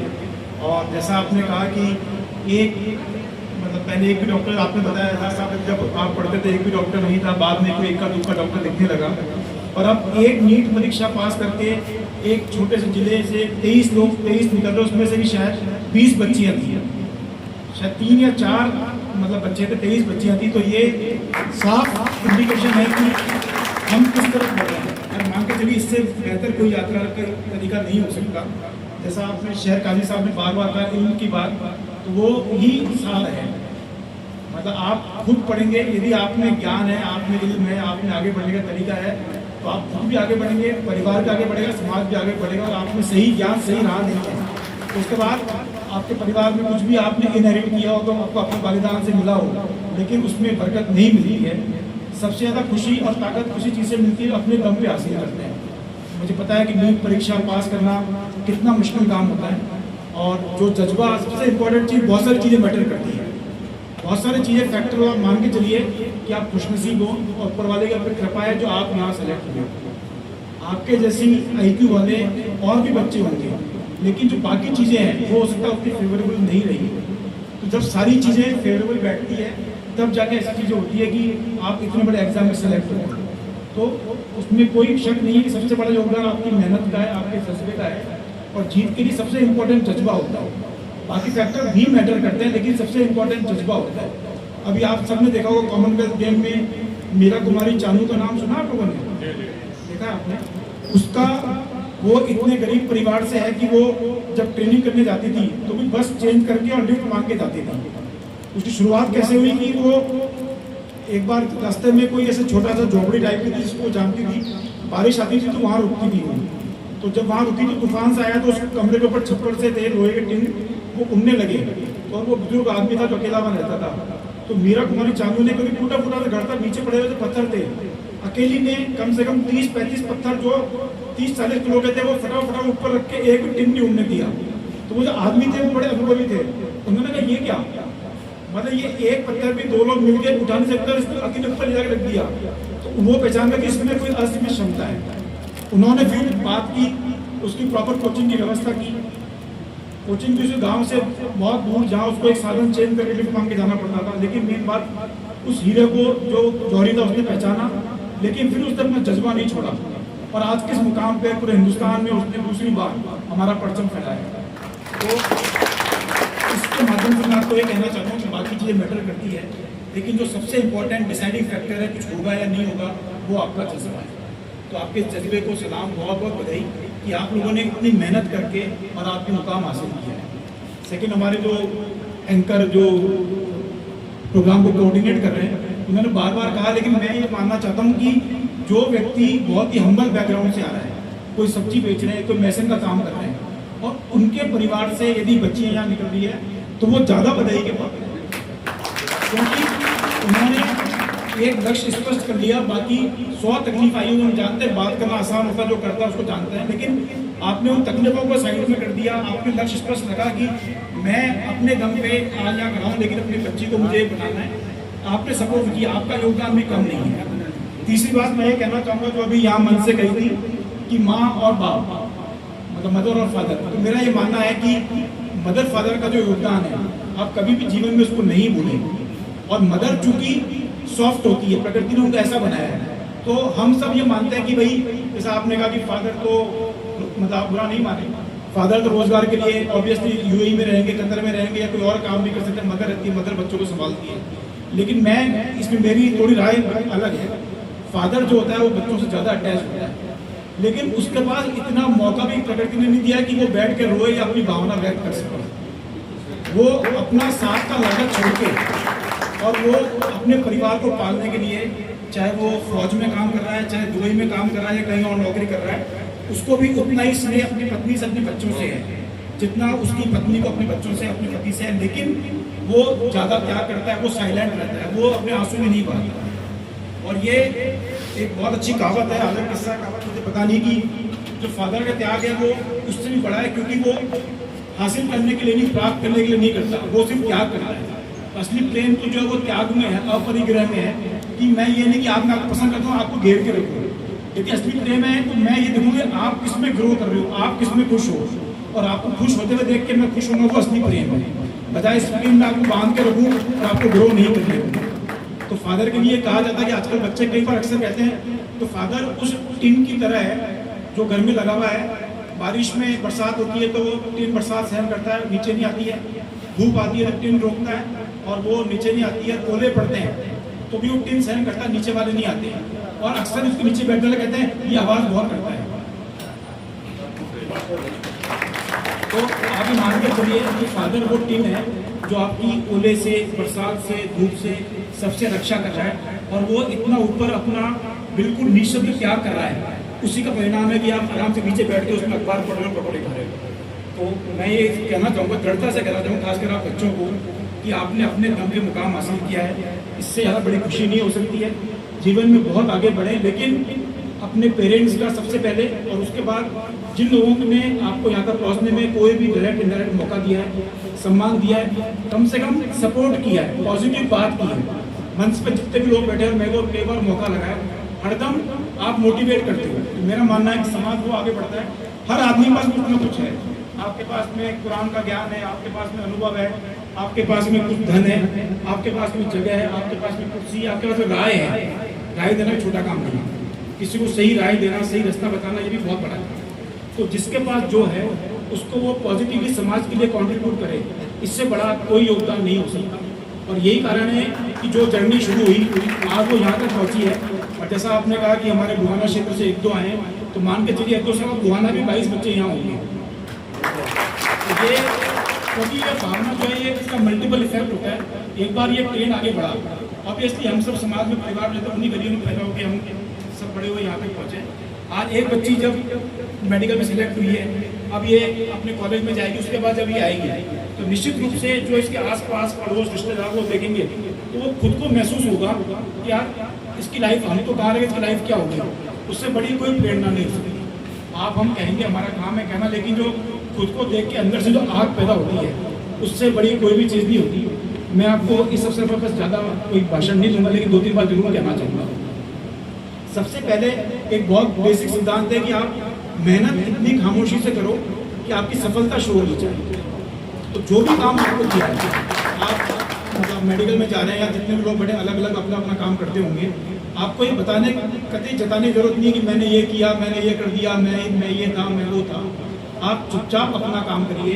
आप मान के चलिए यदि आप सिंसियरिटी से, पूरी लगन से, पूरी मेहनत से अच्छा व्यवहार रख के अपना काम कर रहे हैं तो आपकी पहचान अपने आप स्थापित होगी। एक तो होता है रुपया, एक होता है पैसा, सिक्का। तो सिक्का बहुत आवाज़ करता है तो उसकी वैल्यू कम होती है, रुपया ना आवाज़ नहीं करता तो उसकी वैल्यू ज़्यादा होती है। तो बिना काम ये बताने की जताने की जरूरत नहीं है कि मैंने ये वो किया, मैं ये हूँ वो हूँ। आप जहाँ हो, जैसे हो, बहुत अच्छे हो, उसको आप बेस्ट तरीके से करेंगे तो आप मान के चलिए जो आप चाहते हो वो जीवन में हासिल होता है। कोई फूल होता है ना, उसकी खुशबू वो जाके लोगों को इन्वाइट नहीं करता कि आओ बहुत अच्छी खुशबू फैल रही है, खुशबू अपने आप फैलती है, लोग अपने आप महसूस करते हैं। पर जरूरत है कि हम खुशबू बने, फूल बन जाए, तो अपने आप हमारी सुगंध फैलेगी और लोग उससे खुश होंगे। तो ये मैं आपको इस अवसर पर यही कहना चाहूँगा कि जो भी आप काम करें, आप मेडिकल प्रोफेशन में जा रहे हैं जो मेरी राय में दुनिया का सबसे पवित्र प्रोफेशन है। और प्रोफेशन के अलावा या भावना के अलावा जो भी व्यक्ति जीवन में चाहता है, क्या क्या चाहता है आदमी, धन चाहता है। जीवन जीने के लिए, सम्मानजनक जीवन जीने के लिए बेसिक धन चाहिए। आज यहाँ फंक्शन भी कर रहे हैं तो माला और इसके लिए पैसे चाहिए होते हैं। तो जो भी जीवन जीने के लिए धन चाहिए, तो धन की डॉक्टर को एक बेसिक, और डॉक्टर ही ऐसा प्रोफेशन है कि यदि किसी गाँव सीरिया से बोर्ड लगा के बैठ जाएगा ना डॉक्टर रूबीना, तो उसकी दाल रोटी में तो कमी नहीं आ सकती है। ऐसा दुनिया में कोई दूसरा प्रोफेशन नहीं है। धन, यश, जो सम्मान है, जो आदमी पीड़ा में होता है उसको भगवान के बाद डॉक्टर ही मिलता है। उसके बाद में शोहरत, यदि आप अच्छे डॉक्टर हैं, आप लोगों की सेवा करते हैं तो अपने आप खुशबू फैल जाती है कि मेरा डॉक्टर बहुत अच्छा है। तो उसके बाद में रिटायरमेंट, आज मैं 7 साल में रिटायर हूँगा, हमारे जो फौज से रिटायर साथी है वो और पहले रिटायर हो गए होंगे, लेकिन डॉक्टर कभी रिटायर नहीं होता। जितना सीनियर डॉक्टर है उसकी उतनी ही ज़्यादा वैल्यू है।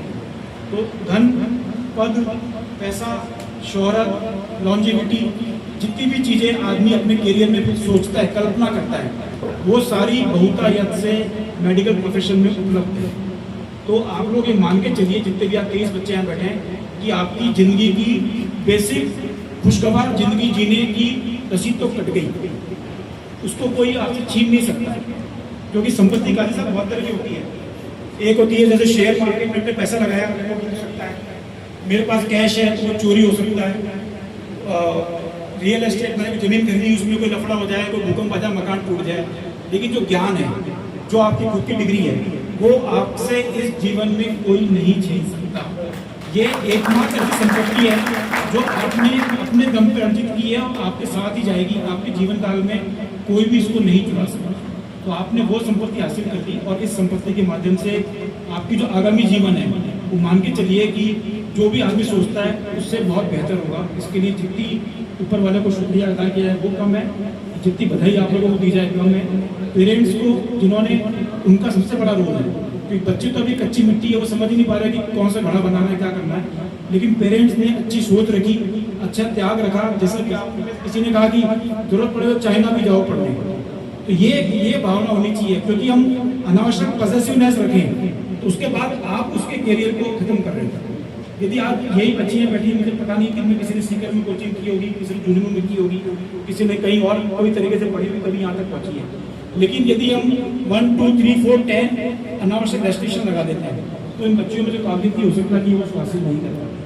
तो इतना आप लोगों में ज्ञान है, परिवार का सपोर्ट है, समाज में इतनी पॉजिटिव भावना है, तो मुझे बहुत स्पष्ट नजर आ रहा है कि आने वाला भविष्य है वो और अच्छा और ऊर्जावान होगा। और मैं ये भी कहना चाहूँगा, जैसा आपने कहा प्रशासनिक सेवाओं का, मैं तो ये कहूँगा कि न सिर्फ फौज है, मेडिकल है, प्रशासनिक सेवा है।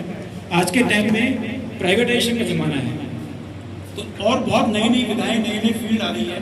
Hotel management, hospitality management, event management, मतलब 50 तरह की नई विधाएँ हैं। तो आप मान के चलिए केवल सरकारी नौकरी या उसके भरोसे जो हमारी आने वाली पीढ़ी है उसको अपन नहीं थपा पाएंगे। तो ये भी ज़रूरी है साथ में। इसके लिए तो पूरी जो चाहे वो ताकत लगाए, लोग मेहनत करें, पर हर एक को संभव नहीं होता। अब कुछ जैसे जो अग्निवीर है तो उनको अपना अलग पेशा चुनी, उन बच्चों ने मेडिकल चुनी, कुछ प्रशासनिक सेवाओं में जाएंगे। लेकिन जो प्राइवेट सेक्टर है, मेरा ये कहना है कि आने वाला टाइम उसका है, उसको कोई नहीं रोक सकता। तो ये बहुत ज़रूरी है कि हम भी, खासकर जो समाज के जागरूक लोग यहाँ बैठे हैं, जो समाज को दिशा देते हैं, उनको इस दिशा में सोचना चाहिए कि क्या ऐसे सेक्टर हैं कि जिसमें अच्छे रोजगार के साधन उपलब्ध हैं। पहली बात, उसकी तैयारी कैसे हो सकती है, उसमें हमारे बच्चे कहाँ कैसे जा सकते हैं, फिर उन बच्चों को क्या सपोर्ट करना पड़ेगा।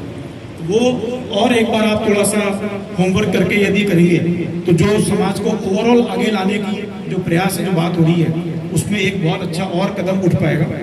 मेरी दिल से आप सभी बच्चों को, सभी पेरेंट्स को, पूरे समाज को बहुत बहुत भावनाएं, बहुत बहुत शुभकामनाएं।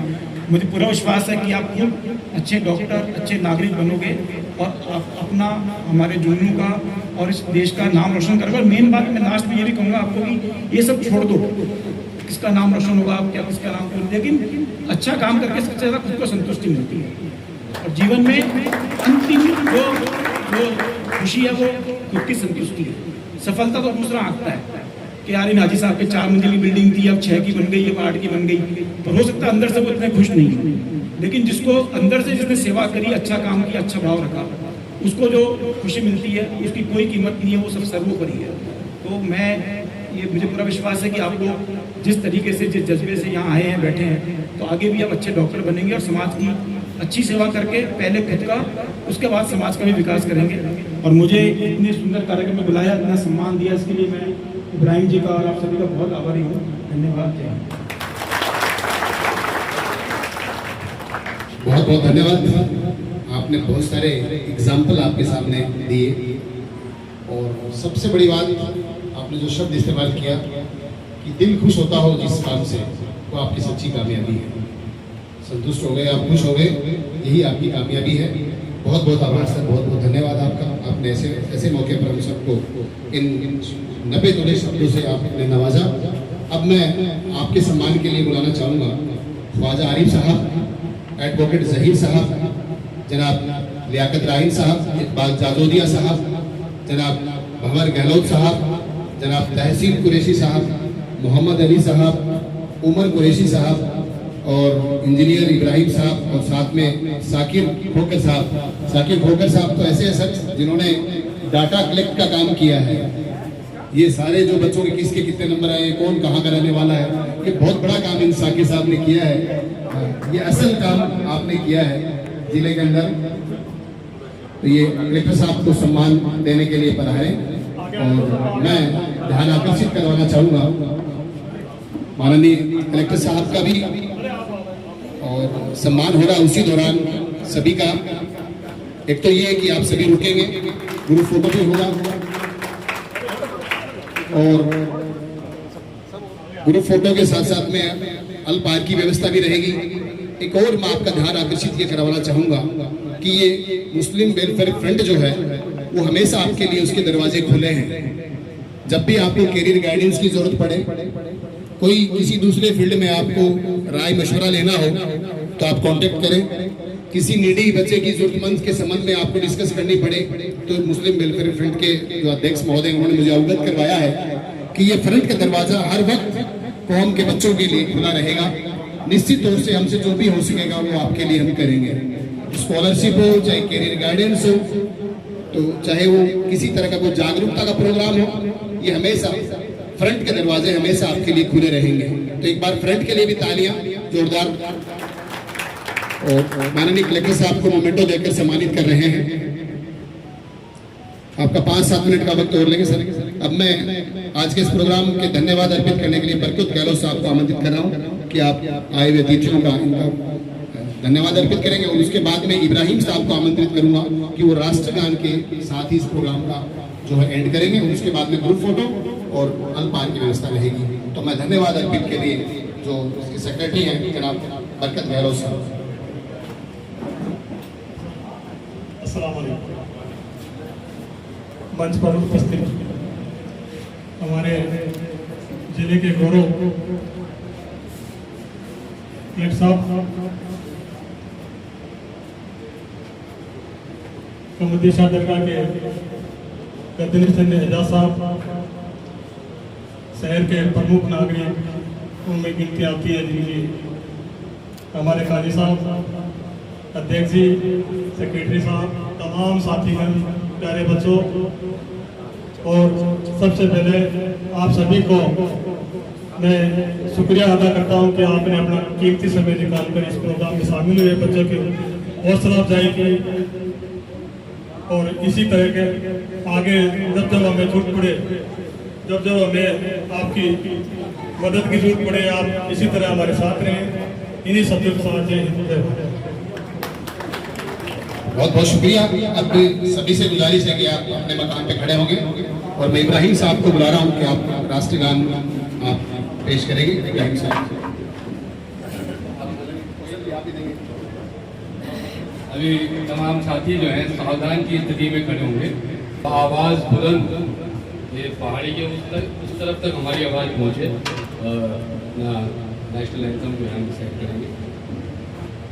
जन गण मन अधिनायक जय हे भारत भाग्य विधाता, पंजाब सिंध गुजरात मराठा द्राविड़ उत्कल बंगा, विंध्य हिमाचल यमुना गंगा उच्छल जलधि तरंगा, तब शुभ नाम जागे, तब शुभ आशीष मांगे, गाए तब जय गाथा, जन गण मंगल दायक जय भारत भाग्य विधाता, जय हे जय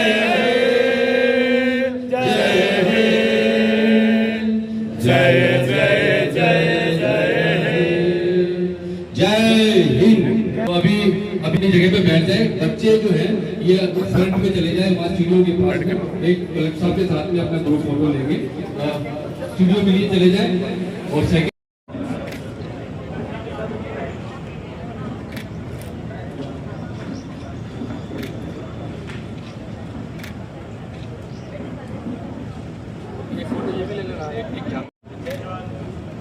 बस सबसे आगे तो बच्चे ही दिखने चाहिए। Thank you.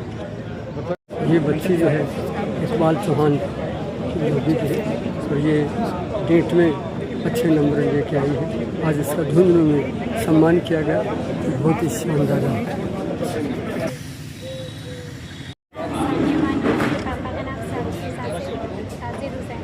और दादाजी का नाम? दादाजी का नाम इकबाल है। आप झुंझुनू से हो? हाँ, मैं जी। 12वीं में कितने मार्क्स आपके? 12वीं में मेरे 89%। ये आपका कौन सा प्रयास था? ये मेरा सेकंड। अच्छा, क्या आपने कोचिंग किया है, सेल्फ स्टडी? नहीं। तैयारी करने में किस तरह की चुनौतियाँ आई? आपके पापा क्या करते हैं? मेरे पापा कपड़े धुलने प्रेस करने का काम करते हैं और बहुत सी मुश्किलें जैसे स्टूडेंट्स की लाइफ में आती है वैसे आई भी थी, लेकिन मेरे पेरेंट्स बहुत ज़्यादा सपोर्टिव थे। उन्होंने मुझे हमेशा सपोर्ट किया और जब भी मेरे मार्क्स कम आते थे वो मुझे बोलते थे तू तेरी मेहनत कर रही है, लगी रहे, ऊपर वाला तुझे इसका इनाम ज़रूर देगा। और आज जब रिज़ल्ट आया तो हमें बहुत खुशी हुई। कितने मार्क्स? 570। आपके परिवार में पहले से कोई डॉक्टर है? नहीं, हमारे पास ये डॉक्टर बनने की प्रेरणा आपको कहाँ से मिली? डॉक्टर मेरे पापा का बचपन से सपना था कि मैं बड़ी होकर डॉक्टर बनूँ, वहीं से मुझे स्टार्टिंग से। आज आपने मतलब पापा मैंने कर दिखाया, वो अल्फाज आप काम में ले सकती हैं। जो बच्चे आपको देख रहे हैं, तैयारी कर रहे हैं, उनके लिए आपका क्या मैसेज है? उनके लिए मेरा यही मैसेज है कि जो मेहनत है वो करते रहो, ऊपर वाला आपको आपकी मेहनत का नतीजा ज़रूर देगा।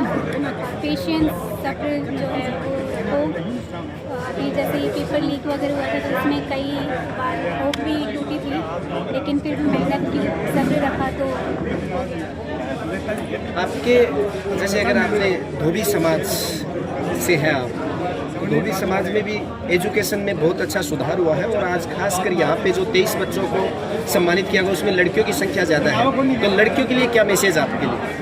लड़कियों के लिए आई थिंक जो लड़कियां आगे आई है उसका सबसे बड़ा कारण उनका परिवार ही है, जो उन्होंने जिनके परिवारों ने उनका सपोर्ट किया वो सबसे ज़्यादा है, क्योंकि आज के टाइम पर बहुत से लोग ऐसे हैं जो बेटियों को अभी भी नहीं पढ़ाते हैं, तो परिवार का बहुत ज़्यादा अहमियत रखता है उसमें। आप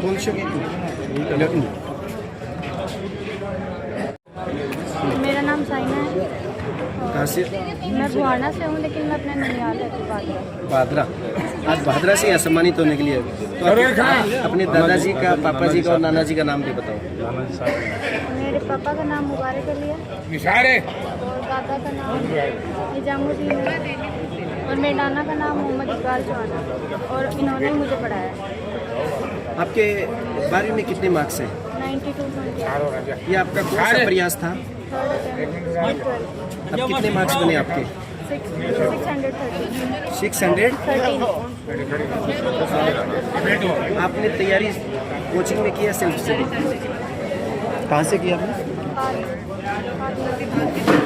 तैयारी कोई भी किसी भी आदमी चीज़ की करता है, चाहे जो कोचिंग कंपटीशन एग्जाम की हो या अपने कैरियर को लेकर, उसमें कई अड़चने आती हैं, कई चुनौतियाँ आती हैं। आपके भी किसी तरह की कोई चुनौतियाँ या आपके संघर्ष की कोई कहानी हो तो बताओ। चुनौतियाँ तो आती है, जैसे मार्क्स कम आते हैं तो कभी कभी पढ़ने का मन भी नहीं करता, और भी बहुत सारे चैलेंजेस आते हैं, पर आपने इनसे कैसे पार पाया? मतलब घर वाले मोटिवेट करते हैं, मामा नाना और सब मोटिवेट किया, मेरा कॉन्फिडेंस भी है। आप इसका श्रेय किसको देना चाहेंगी? मेरे नाना को, मेरे मामा को और मेरे परिवार। जो बच्चे तैयारी कर रहे हैं उनके लिए आपका क्या मैसेज है? मैसेज तो यही है कि बस पढ़ो और चाहे कम मार्क्स आए पर डिमोटिवेट मत हो। आप फ्यूचर में कैसी डॉक्टर बनना चाहेंगे? मैं कार्डियोलॉजिस्ट। ठीक है, एक बार नाना दादा।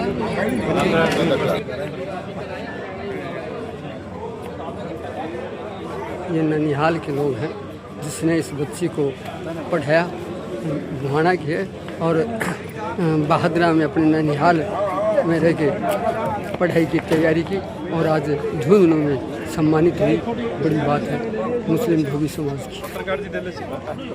तो आज झुंझुनू में 3 चिल्ड्रन एकेडमी में मुस्लिम वेलफेयर फ्रंट की ओर से 23 बच्चियों का सम्मान किया गया जिला कलेक्टर झुंझुनू द्वारा, और यहाँ मुस्लिम समुदाय के लगभग सभी लोग उपस्थित थे और बड़ा ही शानदार कार्यक्रम रहा।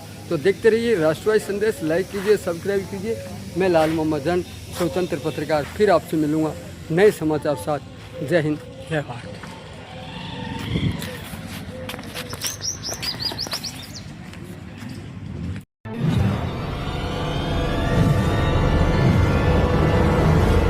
हमारा वीडियो आपको अच्छा लगे तो सब्सक्राइब करें, बेल आइकन दबाएं और लाइक करें।